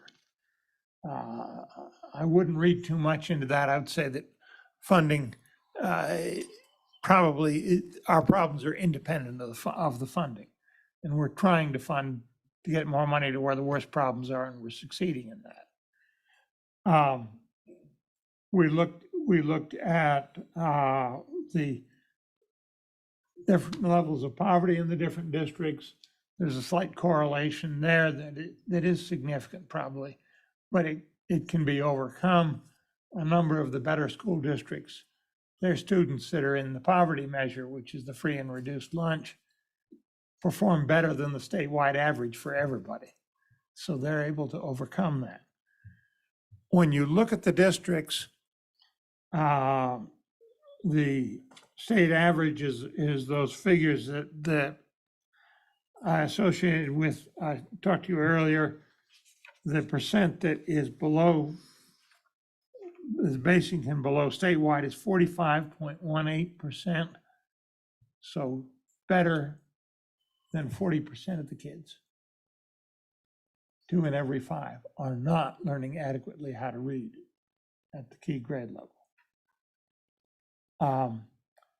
There are the big differences among the districts. Sheridan, for example, large district,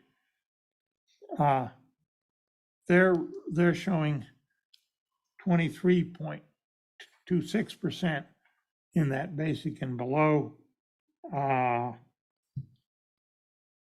well above the state average. The big districts, Army 1, Cheyenne, is about 4 percentage points below the state average. Casper is down a little more. Gillette's down a little more below that. So we can't, it looks to me like the difference in performance is probably a difference in the management and the expectations of the community.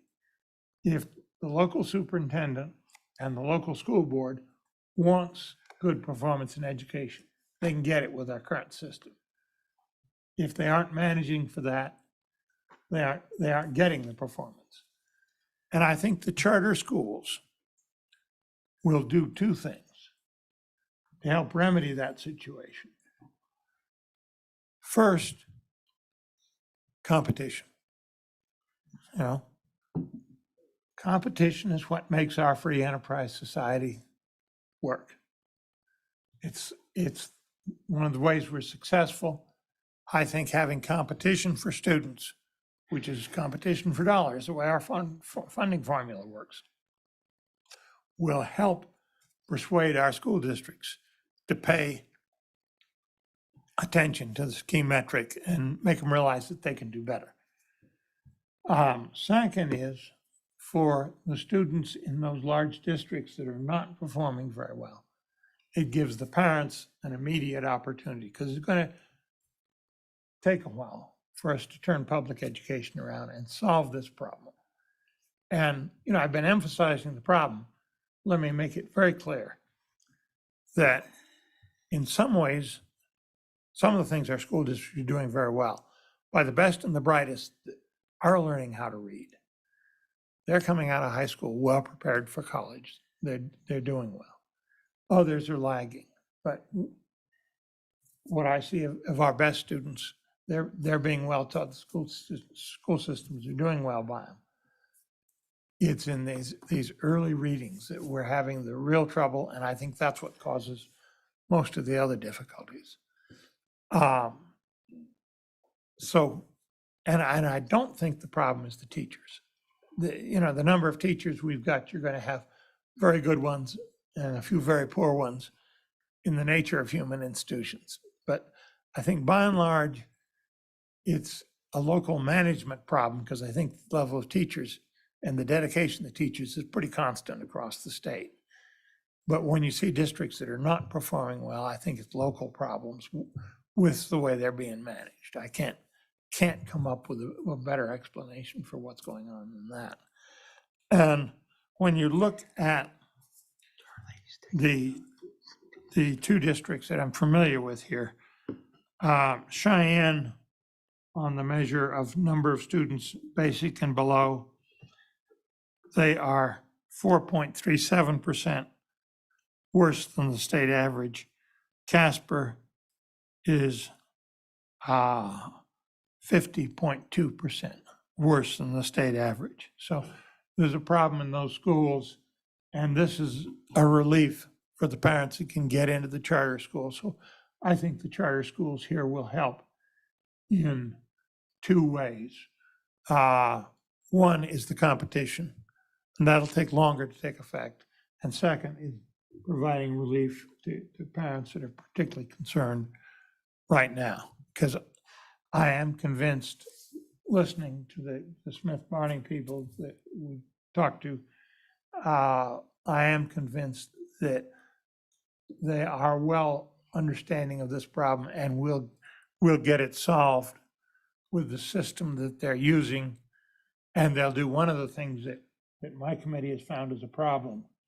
And that is, you need I think every school district uses a different or uses a system for teaching reading. And the systems are a bit different. I bet there's 100 of them on the market. The one that the Hillsdale Smith-Barney people use is just one of the ones that's available. And one of the things we found is one thing you cannot skimp on is the extra training that the teachers need. Whatever system you've got to teach the teachers how to use that particular system so you get consistent results as the kids move through the system and have different teachers and consistent approach. And that's important, and training them is well important. And Hillsdale, as I understand, will help in that process if these charters get approved. And that will be a big help to us.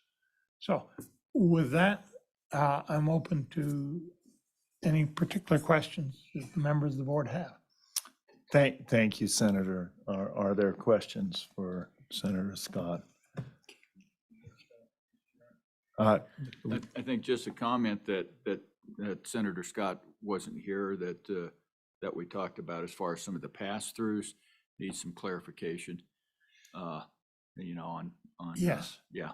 And that has come up, it's on our agenda. Okay. Joint Education Committee is meeting today. That and a couple of other technical issues are on our agenda this afternoon. Thank And you. I suspect there will be a simple bill. That's, something this complicated. One of the reasons I got involved, in addition to general support with the Casper charter application, is to help surface any practical difficulties, because we do something this complicated with going through both houses and a compromise between the two at the end.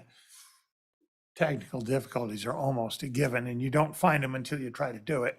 And I think we can cure them in a way that will make it go forward and work. Yeah, Mr. Chairman. They don't look overcomplicated to fix. Then another thing, Senator Scott, there was I know back when I was in the legislature, I know Tony Ross worked on a bill, and it was for when a lot of these different schools were being closed, and you had some, and we were building new school buildings like, hand over fist, and there was a lot of repurposing of the old school buildings, and there was a program then that allowed, I think we put together several $1 million so you could repurpose those buildings. Maybe something that would allow the repurposing of school buildings for charter schools might be an appropriate use of funds also. Well, it could be. There are a lot out there that could be. We're fortunate in having those buildings available in Casper, and some of the others can tell you the details better than I can. School district turned the middle school, perfectly good school, that our pork barrel system got rid of and abandoned. That's our third item, Mr. Treasurer, on the agenda. Okay, Yeah. all right. You guys have got it covered. I'll leave it at that. We were fortunate it was there. They turned it over to the city. The city wants a school in their city. And we were able to make a deal that made a lot of sense. And I suspect some of that is available right across the state. I just happen to know the particular circumstance we had. We were able to take advantage of that. It does speak on our need to reform our whole school capital construction system, but that is entirely a different subject, not really appropriate for lengthy discussion here. Yeah, Mr. Chairman, I guess a little follow-up on that is necessarily something that hasn't already been turned over, but these schools, a lot of them, they need some major maintenance and different things like that. So maybe some way to at least get the charter school in a school that they don't have to come back in and get a lot of surprise me's in the first 3 to 5 years. The Casper application, I think we've taken care of, and I urge you to pay attention when that comes up in the agenda almost immediately. And Senator Scott, thank you for that. I just follow up on the good treasurer's comments. What I sometimes have seen happen is the school board doesn't have funding, so they then figure out a way to sell it to somebody else for $1 and then apply for a grant from the state. So it's sort of a backdoor way of the state paying for the refurbishment. And I want to be very mindful of that as we do it. There are probably some of the points. Let me, the one thing that I think in your analysis that I want to reflect on a little bit, metrics and statistics are always interesting, how people can use them. And one of the things that we've seen in other states is that the way schools measure themselves is they get rid of students halfway through the year. That way you don't have to count them. And if they don't look well in their statistical database, they sometimes play those games. So this is not in any way saying that that happens in Wyoming, but it is something that I think the legislature, as they look at those metrics, yeah, you're familiar with the ACT scores and how ACT scores in Wyoming are for most students, but in elsewhere, you know, they don't. And so the data are skewed sometimes. And I always think it's very, particularly when we talk about energy, for example, and carbon and footprints, it'd be nice to be honest about those things as we go through. And I know the legislature wants to do that.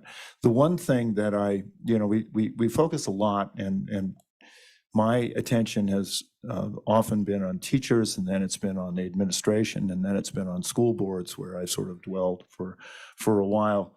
But there's one thing that is missing, and I think that's one of the things that you see in charter schools is the culture in the school for the students. If students have a high expectation of moving on, of being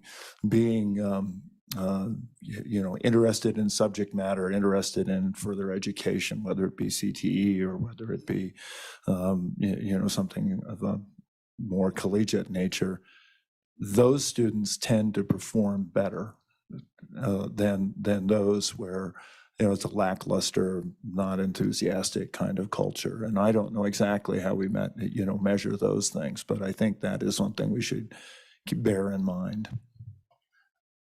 I couldn't agree more. And one of the things that Joint Education has done is the Sheridan School District, Sheridan County number 2, which is the city of Sheridan, is one of the best performing districts. And what they're doing is a very intensive program of focusing in those early grades on which students are having problems and need extra help. And they've got an interdisciplinary team. We've asked them to come talk to us. They're going to talk to us again this afternoon or tomorrow afternoon. What are they doing right? And by the degree of attention they're giving to the students, I think they're creating an atmosphere to do exactly what you talked about, where the students are wanting to perform because the adults are in their lives are asking them to perform. And the schools make a big difference that way. And I think that's one of the things that a really good district can do well. That's one of the things I think the charter schools are going to do well, because they don't get the students. They're unemployed. It doesn't go on. They've got to compete in this economy, but you can sure do it in a public school system. And the Sheridan one is an example of how you go about getting that done, because that seems to be a key thing. The statistics can be quite dry, should we say? And I'm professionally trained to look at those sort of things, but the culture that's behind those statistics is what you got to look at. That's why you've been asking Sheridan to tell us, how are they doing it with the current system and doing it so well? And the attention that's being paid, and that comes down to kids. These people care about us. Mm-hmm. Thanks. And I think you'll see that with the charter schools in spades. Very good. Very good. Further questions, comments? Senator, always good to see you. Thank you very much for being I here. appreciate it. I hate to have to come in and run, but I do have my own committee. Well, thank you for taking time. Thank you, Mr. Chairman. We really appreciate it. Just a couple of quick comments on some things that have come up that are going to be further on in this, but we may not have time to cover them, all right? So I thought I'd cover them now. Just concerning our literacy essentials, which is a major part of what we're doing, okay? It's a concentrated program of phonics, grammar, spelling, etc. Our kindergartners will know the first 26 phonograms of the 71 phonograms that constitute the 45 sounds that make up the English language. They will know those, okay, before they leave kindergarten. They will be reading by midway through kindergarten, okay? They will be reading those small books, simple books, okay? By the time they're in 3rd grade, okay, the majority of them will be reading on a 6th grade level or above. We will have almost no reading failures, okay? By the end of 3rd grade is the end of literacy essentials, because our people will be able to read, they will be able to do cursive, they will be good spellers, they will have good knowledge of what it means. In other words, they will learn what words mean and comprehension is, okay? And those people, our history is they succeed. They will graduate, they will go on, have a good life. Some go to college, some will go into trades, but they will be prepared, okay, to be good Americans, all right? So that's a big part of what we're doing. I think you will be very pleased with that. The WDE made this very clear in their recommendation. They said, your curriculum is a major strength of your proposal. It's 627 pages long, and it's amazing. So we'll now have Dr. Jensen tell you why he feels, as the vice chairman of the Natrona County School District, that this school should come to Natrona County. Thank you, Mr. Donnelly. Mr. Jensen, or Dr. Jensen, good to have you here. If you Thank you. So I have served. could you just identify yourself for the record? So My name is Clark Jensen. I am currently serving on the Natrona County School District as a trustee, have been for the last 8 years almost. I'm not running for reelection, but my interest is still in education. Excuse me, my parents were both teachers. I have 3 of my kids who are teachers, and I'm a product of the educational system. I'm grateful for those who taught me. I'm grateful for those who encouraged me and supported me in that process. Natrona County School District has been a supporter of innovation and education for a long time. Some of those innovations are Fort Casper Academy, Casper Classical Academy, dual language immersion programs, and most recently, the Pathways Innovation Center. And I appreciate the fact that we think out of the box a little bit in Natrona County and try to look for ways to do it better. My kids have been recipients of some of those programs. I don't want to disparage Natrona County School District in any way. I think there are a lot of good teachers, a lot of good administrators, and Mike Jennings, Superintendent Jennings is a great man and he's working hard. But sometimes it's difficult to change things and move things along.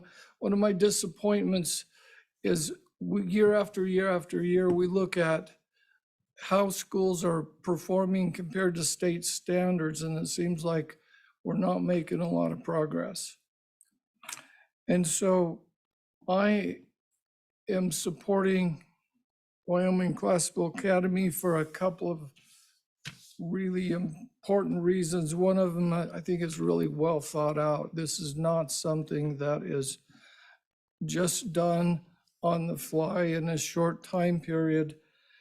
And the reason it's so well thought out is because they're supported by 2 really, really good organizations. One of them is Hillsdale College, which is a class act, and Academica, who also is really, really good at handling administrations for school systems. And so both of those organizations are a game changer for this charter school.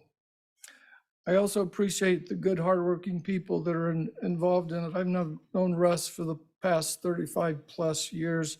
He's a good man, and don't ever tell him he can't do something. I know that. He works hard, and I share many of the values that he has. I really think that this charter school also fills a need that's not being met in the Natrona County School District currently. I think there's a lot of homeschool families who would consider this as an alternative to the public school system. Another reason has already been touched upon why I support this charter school is I believe they'll set the standard, they'll set the bar in reading, in math, in science, and many other areas. And finally, one of the things they're going to do is they're going to teach the heritage of the United States in a way that's needed greatly. I'm concerned that many of our students don't have an understanding of the great nation they live in. They apologize for where we're at and don't appreciate the Constitution and what it does for us. And that's not going to be the case with this school. So I hope you give this school your consideration. I think this is a great opportunity for Natrona County School District. And I promise to support this effort, even though I'm not running for the school district. Again, my Russ is off the record, told me that he has a place for me on this board. That's not in stone, but I plan on continuing to help education in Natrona County. And I feel like I could do more good working with this group than I can with the district. Thank you. Thank you, sir. Thank you, Any Mr. questions? Having none. Thank Mr. Donnelly. Thank you, Mr. Chairman. The next part, and you had questions about the school, and I thought it would be good to hear from Sabrina Kemper from the City of Mills. And Mills has been very cooperative with our board. We actually have an agreement with them to go ahead and get the Mills School remodeled and have it ready for occupancy by September of 2023. So Sabrina. Ms. Mills, great to have you here. If you could just identify yourself for the record when you start. Thank you, Mr. Chairman. I'm Sabrina Kemper. I'm the Community Development Director for the City of Mills. It's great to see you all in person. As Russ mentioned, so the school district, Natrona County School District, when budget cuts are made, schools have to be closed. It's a reality. So the Mills School, it's an older school, so it was one of the ones that were chosen back in 2016, 2017 to be closed. We had another school, elementary school in Mills, that was the Mountain View School. They actually mothballed that school. They're using that school for storage, and the Natrona County School District still owns that school. That was one of the options that we actually looked at, is for this charter school, to see which option was better. Ultimately, the Mills Elementary School was chosen. The City of Mills purchased this school in 2018 from the school district in hopes of getting a school back in Mills. And then last year I met Russ Donnelly, and thankfully that's looking like it's coming to more of a fruition than we thought might be possible. That school has been empty since 2017 and since has been vandalized. COVID didn't help that because we had teenagers who were bored and decided to break some windows out. We have gotten an estimate on how many windows we have. I think there's 27 of them that need to be replaced. We also have it's winterized, so we have the boiler system that we had a mechanical company come and give us a price on what it would take to get that functioning so that it could be operational for the school to come in. We have those things kind of slated for around February, March, because we don't want to do it too soon. We got another winter to go through. We don't want to de-winterize it yet. We don't want to put windows in to a school that may or may not be vandalized. I can assure you, you will not see me here asking for money from the state for this remodel. We have talked to our bank to get a line of credit to be able to make these repairs. We have estimates on it, and then the lease would pay back that loan. And that's all I have, unless there are any questions. Any questions? Mr. Chairman, Treasurer Meyer, okay? That is the answer to your question about this specific school, okay? The cost to do the remodeling that we need to do we estimate it'll be $150,000, It's not much. You will notice in your report from the Wyoming Department of Education, their summary talks about this, okay? And so we're, with the way costs going up, we have budgeted 200,000, okay, to make those. And they're just 3 areas. That school really is in pretty good shape. I'm an engineer. You don't have cracks in the foundation or anywhere else like that. There's no major problems with putting that school to where it needs to be for kids. And we anticipate that that is not a heavy lift to get us to the 2023, okay? Mr. Donnelly, just one quick question. It strikes me, and I can't find it exactly, that there was also an idea of building a school at some point. That's that's our K through 12. This will be a K through 6th, okay? Then that year, we will start construction on the K through 12. If you look at the funding model, if we needed the state's participation in that, that'd be great. We'd love to have that. But we can do the lease payments on that school and perhaps even go to a situation where we're using revenue bonds, but we have budgeted enough that we could use revenue bonds for the construction of that school ultimately. And we have the people here from Academica that can respond to questions on that. But we do have the planning to put a K through 12. We have the option on 20 acres. It's out in a beautiful part of the western part of Casper that's heavily trafficked in that area. And we're very comfortable with moving ahead with that. And it still will be in the city of Mills.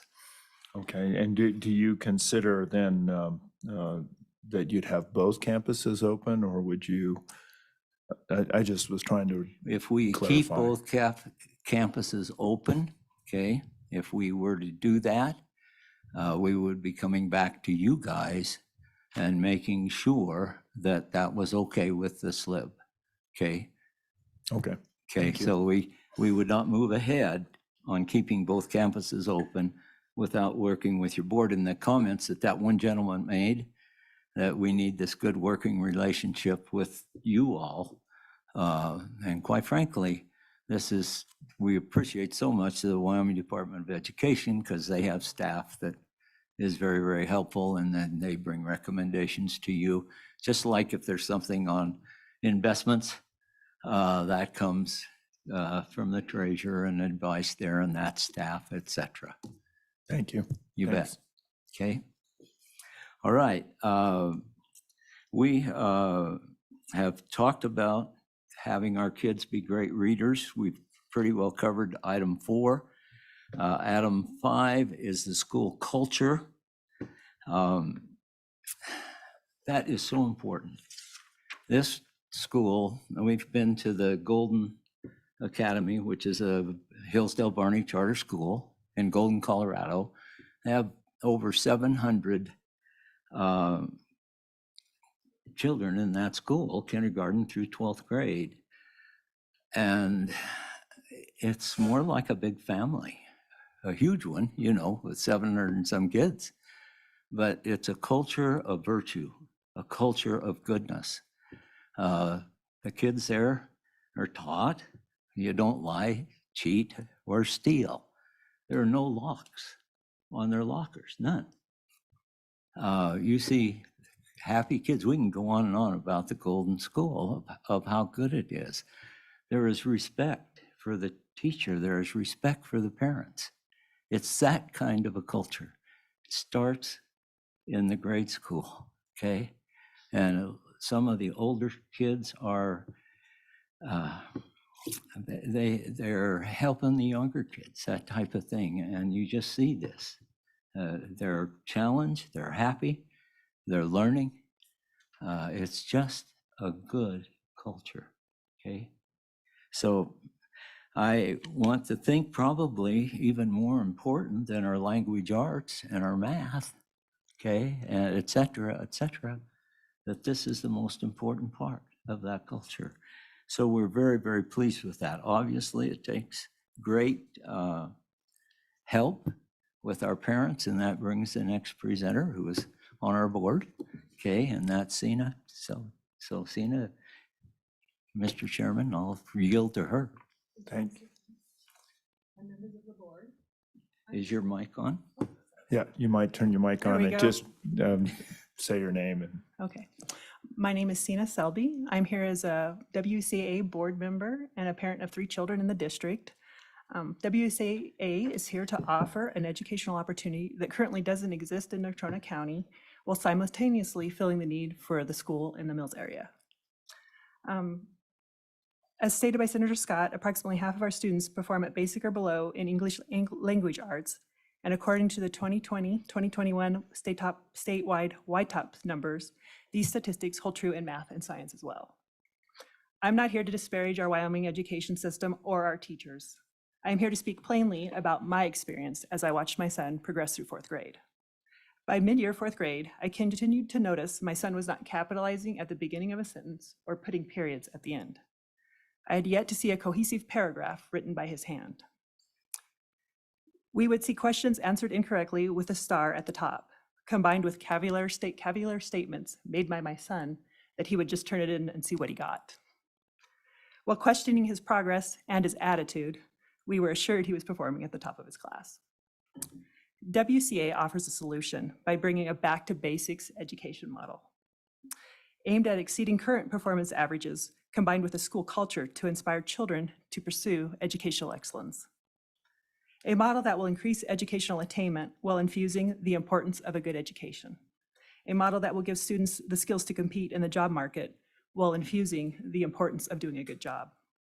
The classical model offers a proven, successful, teacher-directed curriculum in a culture that supports parents, teachers, students, and staff. Parents and students, beginning in the 3rd grade, will sign a family handbook supporting the school mission to this end. WCA offers results reflected in a proven track record of the success of the Hillsdale K-12 schools. Hillsdale K-12 schools perform better on ACT and SAT scores, bringing scores from average to the 73rd percentile. In addition, they raise graduation rates from the current 80% in the Natrona County School District to near 99%. Almost 100% of kids graduate from Hillsdale K-12 schools. The result will be improved access for Wyoming children to post-secondary education, higher skilled, higher paying jobs, and the successful participation in their role as citizens. We are witnessing a growing interest in charter schools. Wyoming is only one of 18 states to put forth favorable charter school legislation in 2021. Parents across the country are looking for alternatives. We currently have over 300 students on a wait list with letters of interest. We anticipate many more upon approval. Operational Hillsdale K-12 schools have long wait lists. Golden View Classical Academy, previously mentioned by Russ, has a wait list that's 75% as long as its student enrollment. This just confirms the success of the classical model. Approval of Wyoming Classical Academy will be a great opportunity for the children of Wyoming to bring more choice to parents and increase performance across the state of Wyoming. thank you very much for your comments. Questions? Very good. Thank you. Mr. Chairman, Yes. I'll comment. That was a neat thing that happened to us this last session, the 2021 session. There were 18 states that improved their charter laws. And we are very grateful that we were one of those. Now to toot our horn, Iowa was the #1 state. They made the most improvement in their law. The second most improvement was Wyoming. That is the only reason now that Hillsdale is here and that we're here. And the biggest part of that change and gave us the highest points in changing the rating of the National Alliance for Charter Schools is because of the authorizer, the second authorizer being the Slib. Okay, so a little bit of our history that is very, very good. Our next part it's number 7, our headmaster and teachers must be at the top of their game.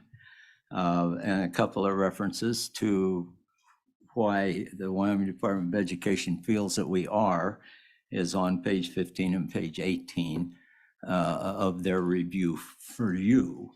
And we have asked our board member, Cliff Whitlock, to give you a report on that. My name is Cliff Whitlock, and as you hopefully know, it's the people at the top that set the culture for any organization, no matter what that organization is. And therefore, it's highly important that our board, our headmaster, and our teachers are all on the same page, teaching from the same script, so that they can develop the culture that we need in order to be successful. And so what's going to happen is, as soon as we get our charter, we're going to pursue our headmaster. We've already interviewed many good candidates. We've got one in mind that we'd like to extend an offer to. Of course, we cannot make any commitments until we have a charter, which is why we're encouraging you to move quickly. But as soon as he's in place, Hillsdale College will train the board so that we know how to function as a board, so that we can maintain this mission and vision and get the proper people in place. They will also begin training our headmaster. They will take him back to Hillsdale College. They will give him the education he needs. They will put him in a Hillsdale Barney school for a while so that he can actually work the job before he starts our charter school. He will then begin hiring the staff that he needs, both the teachers and the support staff, to help our kids to catch up, because we're going to get K through 5, K through 6 kids that don't read very well because they haven't started in a charter school. They may come in deficient. So we're going to have quite a bit of staff dedicated to helping them catch up. But our headmaster will train them, bring them in, and also Hillsdale will come in and train them for us. And Hillsdale is doing this all pro bono, free of charge to us. And that's going to be a huge help. It helps us get it off running with the right people in place, with the right training, so that we're all going in the right direction at the same time. Back to you, Russ. Thank you. Thanks very much for that comment. Any questions?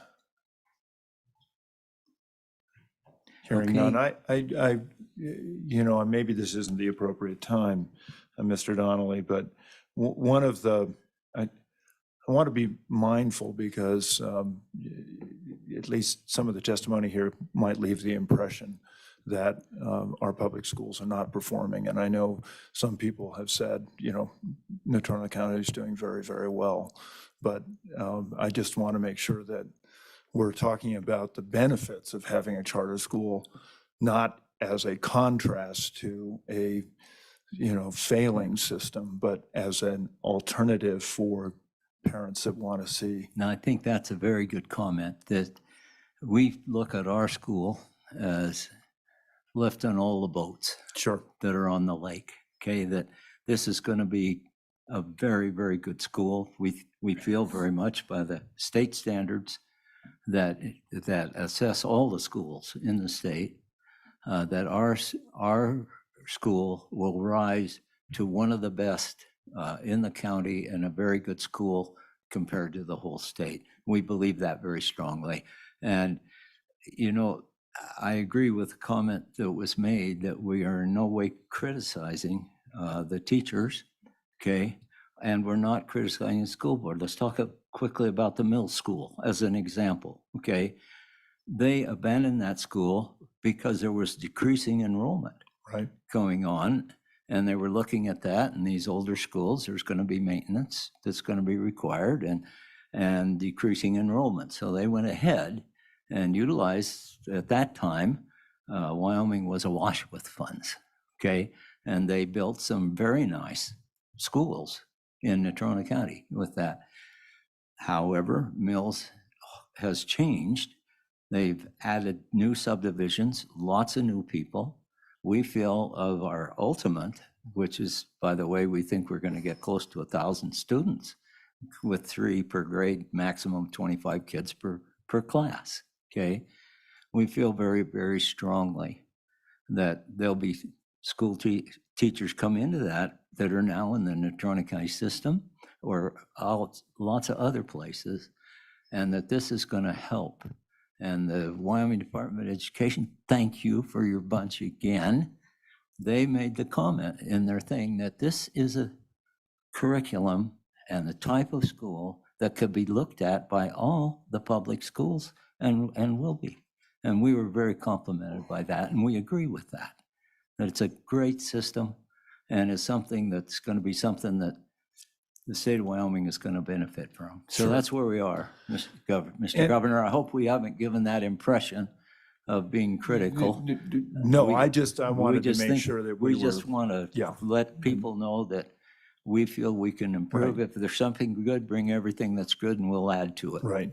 Okay? So one question that comes with all of that too is that there hopefully are none, but probably there will be a few students who may not make the mark, who may not. I experienced the same issues where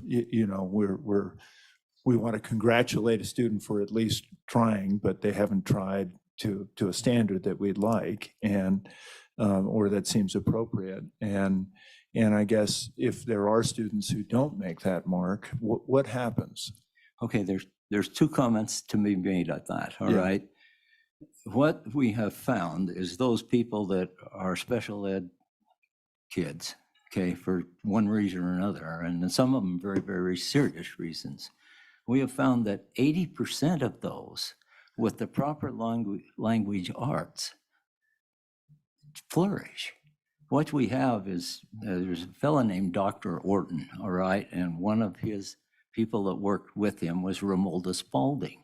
And we have the Spalding Writing Road to Reading. Well, we're using the Driggs method in this essential literature. It's a very concentrated way to help people read. I happen to be a Spalding tutor, okay? And I've tutored a number of students. I have found that almost every one of them, okay, many of them were challenged, become not necessarily good readers, but decent readers. I had one, bless her heart, she'll never be able to read. She just won't, okay? Okay, we are not going to call them special ed teachers that are going to be helping. We're going to call them academic support teachers.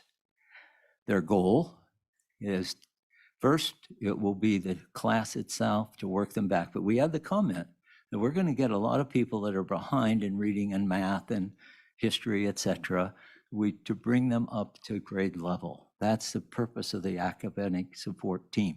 We will have several of those teachers because we're going to have to do that with a lot of our students. Some of them, no matter what we do, we'll get 80% of them back in. Okay, that means 20% aren't getting back in, okay? And that's who you're talking about. We will have a special graduation for them, okay? And make them feel good about themselves because they will have progressed some way, all right? So that's going to be part of the culture of the school. We want them all. Okay, You know, very good. I'm going to use an analogy, okay? Every kid is a gift, okay? Some gifts unwrap at a slower pace, okay? Very All well right, said. we're Thanks. just going to go. I know we've taken more than our time. I challenge Senator Scott because that's his fault, all right? Certainly, so you tell him that, Treasurer Meyer, please. I know he's your buddy, okay? We've already covered we haven't covered some of the highlights I quickly mentioned on number 8, our Singapore math, that's kindergarten through 7th. Singapore has historically, for the last several years, become the #1 country in the world, okay? We used to be #1 all the time. Now we're down in the 20s, okay? But we feel a school will be comparable as the #1. Singapore math is incredible. I'm an engineer. Am I a person that loves math? Absolutely. Our kids, because of the way it's taught, those that are good at math will do well in algebra, which will be a grade quicker than the Casper district. And we will actually have people graduate from calculus. All of them? No. Gracious sakes, I'm lucky to get through calculus in college. All right, I did, but I never understood it. All right. So that's going to be our math. It's going to be very good. That's K through 7th, and then we go on all the way through calculus. And everything is sequential. We build on what's learned in kindergarten clear through the 12th grade. The Constitution we've talked about, it will have the Declaration of Independence, it will have the Federalist Papers, it will have the free economic system. Our history is unbelievable, starting in kindergarten, all the way through. And that's in your application. There's a lot on history of what we do, because you need not just American history, which has to be very good, but you need good history of the world. We go back into other civilizations, etc. It's as good a history as you'll find in a kindergarten through 12th grade system. That's it. That gives you the feel for it. We can go back as far as you want on any of these different areas. Again, I point you to what the Wyoming Department of Education says about our curriculum. It says it's a very strong part of what we have. And just like I feel, a culture is an incredibly strong part. We've talked about the training that we're going to get as a board once we're chartered. That's scheduled in November. We're assuming we're going to get chartered and hoping that we are. They will give us a day there, a day back, and 2 full days. I believe we will come out of that, Mr.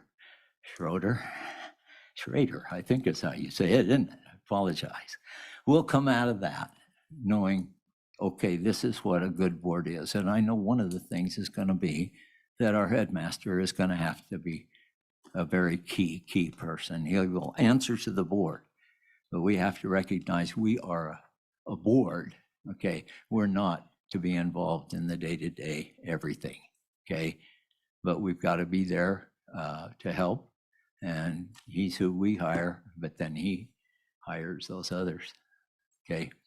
But we'll have a strong board because we'll know what to do, and I'm sure we'll have to add some people, you know, and get some more expertise on our board that we don't have now. We've talked about their training our teachers. They'll come out, they'll go there. Does that end after we're chartered? No, they stay with us because we're going to have turnover. This is Natrona County. We're principally an oil and gas town, and so there's a lot of transient movement in Casper, and we realize that there'll be more teachers needing to be trained. Okay, so we'll have that good headmaster training, and they have approved a person that could be our headmaster. All right, and that's a challenge because they don't approve half of them. Okay, so but do we have a headmaster? No. Why? We don't have a charter. Okay. You have to have a contract. Well, we can't contract with anybody. We're just a group of people trying to do this, okay? But once we are a legal subdivision of the state of Wyoming, then we're able. The same comments, we think we'll get along well with our school board, quite frankly. We'll work with them. They're people that are good people, but we'll feel we'll be in a much better position if we're chartered. Okay, until then, who are you? You know, and so we're waiting on that for negotiation on the funding part and everything. We know exactly how we want to do it, but we've got to reach agreement with them or it drops back to the 80%. Okay, that's the way the statute's set. Can we make it on 80%? Oh, absolutely. Do we want to? No, we'd rather have 95%. That's what we put in our application. Our students will graduate. We've talked about that already. We're anticipating 98 to 99%. And that starts in 3rd grade and being able to read. That's where it starts, okay? Our focus on literacy, we covered. We're going to have well-educated students. They're going to be ready to go into life. Let's put it that way, whether they go to college or go out into the trades or do something else. They're going to be people that are going to be worthy Americans. They'll have a culture of virtue, but along with the virtue will be knowledge. Wyomingites, we've talked about, will come to the Wyoming Classical Academy from the different schools, from people that want to look at charters, et cetera, for what we're doing. And we anticipate that we'll have a lot of that come into this school. So what do we ask you guys for? Quite frankly, we're asking for 5 votes to make us a charter. That's what we need. So I know a lot of questions has been answered as we've gone along, but we're certainly willing to take a shot at answering your questions. And by the way, so you all on the board know, I promise you that I can answer any question you ask. Now, I might answer this way. I don't know. Great. Thank you. Are there any questions for Mr. Donnelly or any questions about Wyoming Classical Academy? Mr. Donnelly, I would say that one of the things that was interesting to me, and this is a question, was when I was growing up, Casey didn't really have a high school. So like my neighbors, John Schiffer went to Hotchkiss, but Tony Schiffer went to Natrona, and so on and so forth. And I know you know those individuals. Yeah, are you anticipating taking students from elsewhere in Wyoming as well? Funny story. I answer anecdotically all the time, all right? We had 2 of the graduates from Hillsdale College come to we have information meetings every month where we recruit, and we're over 300 now. And we want to start with 425. That's what we want to start with in our K through 6th. And so here they come, 2 graduates from Hillsdale, and they're from Douglas. And I said, why are you here? And they said, oh, we want to be in this school. We want our kids to be in this school. I have 2 kids. And I said, are you going to commute? They said, let us worry about that. We'll get the kids there. So we'll probably have a few that do that. I can picture a little bit of a carpooling going on between Douglas and Glen Rock. Well, back when I was a kid, people used to board pretty regularly in town because they were out on the ranch otherwise. So, and I think we'll see some of that. I really do. Yeah. But, Natrona's in the center of Natrona County. I mean, the middle school. And so, we're going to get 99% of our population right out of Natrona County. Okay. But I'll tell you this right now, Governor. We're not done. We want to push this because we feel it's so good. We'd like a lot of places in Wyoming to have this opportunity. Sure. Okay. Sure. So we're looking to coming back with other schools. Okay. All right. Treasurer. Just, I guess you guys are trying to be cutting edge on everything, and I'll share with you something from an individual who worked with Google in their AI department this summer.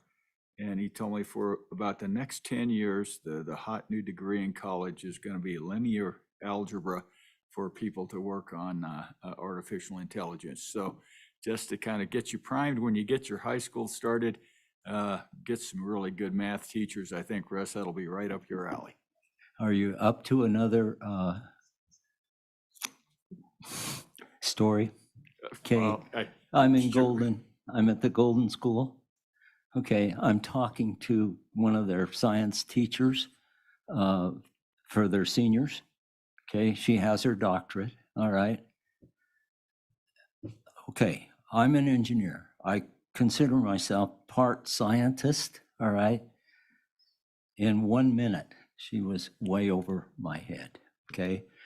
Marlon Scully, graduated with me. He's now a tremendous physicist, one of the best in the world. He's bringing to Casper College the type of cutting edge thing that you're talking about. Okay, he had high school students. I was on the board that helped got him there. My job was to help him get some money. All right, not to understand what he was doing, which I don't. All right, it's quantum mechanics is what it is. All right, little teeny things, smaller than what you've ever thought of. All right, and they had this wonderful program for these high school seniors and college freshmen. Okay, and it was just tremendous, mind-boggling. I dearly want to see some of our science kids in those kind of programs. That's so important. And our curriculum in high school lends itself to that. So thanks for your counsel. We are looking at that. Mr. Chairman, the important thing about getting that kind of education for kids in Wyoming is that because these people can go any place they want to in the world and connect with quantum computers over the cloud and do this type of work. And so there's places in Wyoming, I think that'll be perfect for those type of industries to really flourish, because there's a lot of people don't want to live in the big cities. And if we can get that basic, it's not basic, but it will be basic training, I think, in 10 years' time. It's really important to move to the next generation of economic development. Yeah, our kids will be prepared. Great. Well, thank you, Mr. Treasurer. Thank you, Mr. Donnelly. One last question, and I just wanted to understand. I think there's been testimony that Hillsdale is going to do a lot of stuff gratis, but that's not a very successful business strategy. And so I'm just wondering how, I know this because my wife's efforts are completely nonprofit and not government-based. So I'm just curious what their relationship with you is. Yeah, their relationship is totally pro bono. Fortunately, they're very well endowed. They are growing their endowment. They started out with this major grant from the Barney family. They have now increased that because the demand is so high. This year, they have our type of school, K through 12, which they help, okay? They have 24 of these around the United States, all right? But they have about 50 that are just curriculum schools that they let them use their curriculum. That, to me, is not good enough. You need that training. So we were very grateful. They had 19 applicants. They picked 7 in the United States. And I'm sure it's because Wyoming is doing what we're doing, that 2 of the 7 were Casper and Cheyenne. Very good. So they, as you know, if you know anything about Hillsdale, they take no federal funds at all. They're total private endowed. They won't even, if a student has a federal loan, that cannot qualify. They might give that student the same scholarship, but it'll be from donated funds. That's just them, okay? Very good, thanks. Any other? I would just want to say at the end to cap this, Dr. Arnn ought to hire you, Russ. You are a great apologetic for Hillsdale College. Very good. Well, then thank you. Then I'll have a job. No, I'm not available for that. I have already told everyone, and I don't mind telling the board, that, I'm 83 years old. How long am I going to be here? I don't know. But while I'm here, I'm going to be trying to help to get these things accomplished for Wyoming. Yeah. I really feel it's important, Governor. I really do. Appreciate it very, very much. Thank you. All right.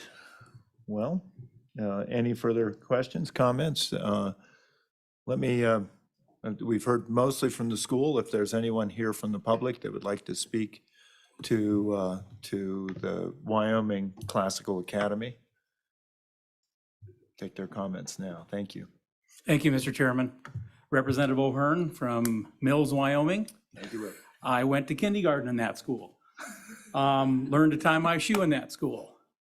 It's been repurposed because it has all new windows in it. It was remodeled about 5 or 6 years ago. And then the decline in the population and COVID made it get closed. But we talk about the 27 new windows because they have all new windows in it. It's a beautiful school. Like Russ mentioned, it's got good bones, structurally sound. It's going to be great. I have 6 children. All of them went through Fort Casper Academy and Casper Classical Academy. All are contributing citizens of 4 of them are in Wyoming, 2 in Colorado. They all have jobs. They all don't have kids yet, but they're on their way to get that. Wyoming Classical Academy will have a football team. That came up, not right off the bat, like the governor mentioned. The first 3 or 4 years or 2 years will be just K through 6. But when we build a new school, Russ and I have talked about beating the Mustangs and the Trojans. That's gonna make you popular. I am all, yeah, Steve didn't want to hear that. Than I am. The secretary mentioned team sports. It's going to be a great school. Appreciate your favorable consideration. Thank you, Representative. Is there anyone else? Please.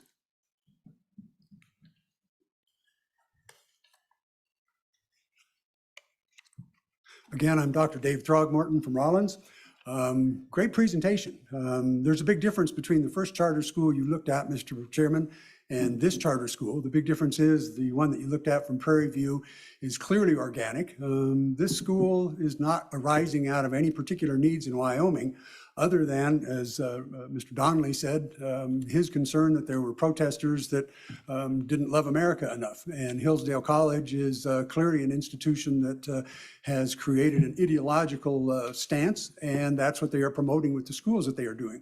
A lot of things have been said here today, and I would encourage Slib to please do your own research. We were told that 3rd graders will be reading at 6th grade level. You ought to be able to check with other Hillsdale schools to see if indeed that is in fact true. You ought to be able to check and see if in fact these schools are as successful as they've been said. The president of Hillsdale College is notoriously anti-public education. He is on record as saying that education departments are the dumbest part of every college in America. And as a result, there are a number of schools in Tennessee who had previously decided that they were going to do what you are considering doing, and that is joining in a partnership essentially with Hillsdale College, who've chosen not to do that because they find that it's going to be difficult with the other schools in their area if they are chartering and supporting schools that are clearly anti-public education. And thank you very much, Mr. Chairman, for pointing out that the way you're interpreting this is not a reaction to poor public schools in Wyoming or poor teachers in Wyoming. I'm glad you feel that way. That's not the way the president of Hillsdale College feels about this, and you need to look into this. The other thing I would encourage you to do with regard to these canned public schools or charter schools that are coming in is take a look at all of the charter schools that are failing. There are a number of charter schools that are part of this corporate model. There's a reason that this is an 1,100-page document in front of you, and the one you saw earlier was 80 pages. The 80-page document came from people in a local community who were trying to create a school.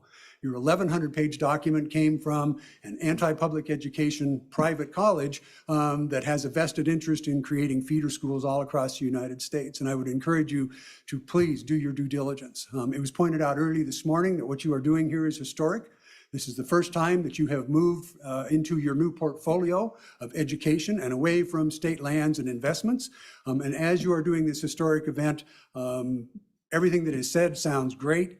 But as Ronald Reagan said, verify, verify, verify. And I would encourage you to do so.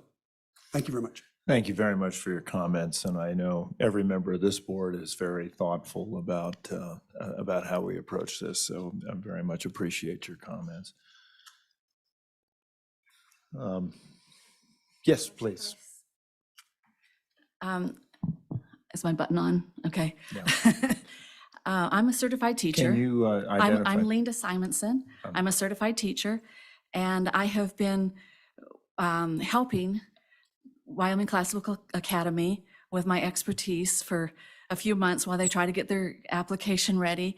And I have looked at the Hillsdale curriculum and have been kind of blown away by that as a public school teacher, thinking, I wonder if I could teach some of that stuff in that curriculum, because it is so much above the bar line for me graduating with my degree. Okay, so I was very impressed with the curriculum, and I thought, if a school can accomplish this, this is really amazing. I took a tour with them down to the schools that are successful, that are doing this curriculum in Colorado, just to see what it was like. And to tell you the truth, the thing that impressed me the most about those schools was the no locks on the lockers. Now, I know they've mentioned that before, but I said, how do you accomplish that? I've been in the public school system, and I haven't had that, achieved that level of discipline with my kids, that nobody's going to steal from each other. And they said, well, we've had one bag of Skittles that was stolen in the last 5 years, and they have such a superb education of those kids on moral virtues that was quickly addressed, and nobody stole after that. And I thought, I don't know of any organization in all of the United States that doesn't have to have a lock on the locker. So that was, to me, that was very impressive. And the other thing that was very impressive is what the school came up with their vision and their mission. Let me just read that to you, because this was posted on Facebook. Our mission is to establish Wyoming Classical Academy as a leading school in the state of Wyoming, using the Hillsdale Barney Charter School model to deliver an exceptional American education in math, science, reading, literature, history, and philosophy that is rooted in the Western tradition and values. We seek to develop responsible, well-educated, grateful, and kind citizens with the courage and knowledge to preserve liberty, the perseverance to reach goals and discover truth, the prudence to make wise decisions, and the moral character to pursue all virtue wherever it is found. And from what I am hearing from the parents that are coming to these meetings that I've attended as well, they're saying, that's what we need. That's what we need for our country. We need them to have this sort of an education. And I think that's the fire that's in all of our hearts that are working this Wyoming Classical Academy, is we feel with this fire in us that we can achieve that. And I know, for one, I'm going to help them every step of the way to achieve that, whether it's helping them train their teachers or upping my game to teach in the school, or whatever it takes to make that happen. I'm willing to put forth the muscle because of that fire in my heart. Thank you very much. Thank you. Other questions or comments? Is there anyone online? Mr. Bump. Rebecca Lincoln, Mr. Chairman. Thank you. Hello, Mr. Chairman. My name is Becky Lincoln, and I'm the Director of Teacher Support for Hillsdale College K-12 Education. And just wanted to introduce myself and obviously express support for this group and this founding effort, and to answer any questions directly, if that would be helpful to the committee. Thank you. Are there any questions? Any questions? Well, thank you very much for being here today. I do have a question at some point that I'll ask you, but I'd just like to ask Hillsdale College privately about that. So okay, appreciate it very much. Thank you. Thank you for having me. All right. Well, Mr. Donnelly, successful presentation. Thank you. Again, we'll probably have maybe some more questions or maybe some more clarification or perspective. Do you want us back on the 14th?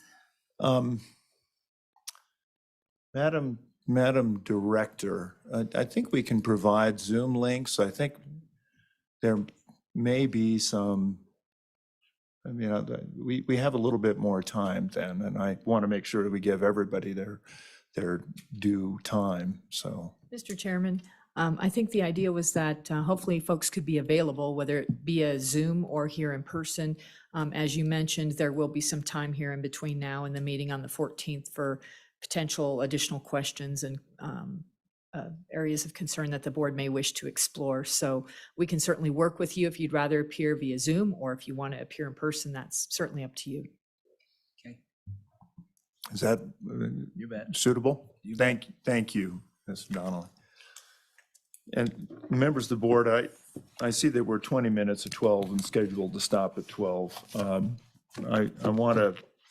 I know we have Cheyenne Classical Academy coming up. We did know this was going to be an extensive process.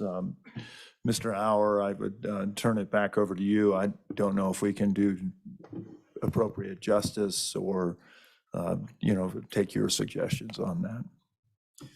Mr. Chairman, I know a number of folks have showed up today on behalf of the Cheyenne application, so certainly wouldn't be a problem to get started at least. Okay. And then we could pick up the Fantastic. remainder after, unless of course they were excited to do a 20-minute presentation. That's up to them. You ready for me to introduce this, Mr. Chairman? All right, Mr. Chairman, the third and final application before you today is Cheyenne Classical Academy. This proposed charter school would exist in Cheyenne, as the title suggests. The Wyoming Department of Education has reviewed this application, find it complete and ready for your review. As is the case with the others, Cheyenne Classical Academy has prepared a presentation, I believe. And there's one person sitting next to me, Mr. Chair. Thank you, Mr. Auer. Governor, if I may ask your indulgence, we'd like to not break up the flow of our presentation. And so if we could delay that to the next meeting, if it's at your leave, it would suit us better. Well, Mr. Winters, my sense is that probably would be your intent. So, and I do apologize for those who've come here today to see that presentation. But yeah, I think this is our first effort at looking at these, and we've wanted to be fairly diligent. So with no objection, I think if that works, we'd be happy to do that. Thank you. And you've given us back time. Yes, Thank sir. you for. You're most welcome. Representative Olson, nice to see you here as well. Thanks. See, we did it in under a minute.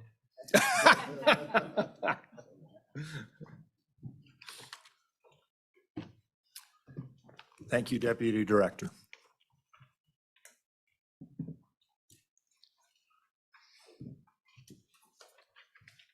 Madam Director. So, Mr. Chairman, I would just remind everybody that the second meeting will be on September 14th, beginning at 1 p.m. And we'll move forward until the board has had a chance to evaluate and deliberate on all of the applications. So just hope folks will, if they cannot be here in person, if they want to get a Zoom link from our office, we'll certainly accommodate that in whatever way for their participation, questions, whatever they need. So with that, Mr. Chairman, it looks like you may have 15 minutes of your time back. Oh, I see Representative Clark Stith has a hand up, so Representative. Mr. Chairman, thank you, and I apologize, I joined the meeting later this morning. On a topic not related to charter schools, I just wanted to know if the director had an update on the processing of the various ARPA applications that came in. I understand that there's a lot more applications than there is money to go around, not surprisingly, and perhaps you've already done this during the meeting, but I just wanted to find out what the status of processing those was and what the potential timeline might be for approval or denial of those applications. Mr. Chairman, Representative Stith, I know that we are in the completion phase, if you will, evaluation phase for the applications. Staff has been reaching out to those folks whose applications are deficient in some way and are working with them to get that information back. Representative Stith, I believe that I have a meeting with my staff a little later this week. I'd be happy to get back with you and find out the status of that, but it's my understanding that we're completing the completion phase, if that makes sense. Thank you. Very good. Thank you, Representative. Any other comments, questions?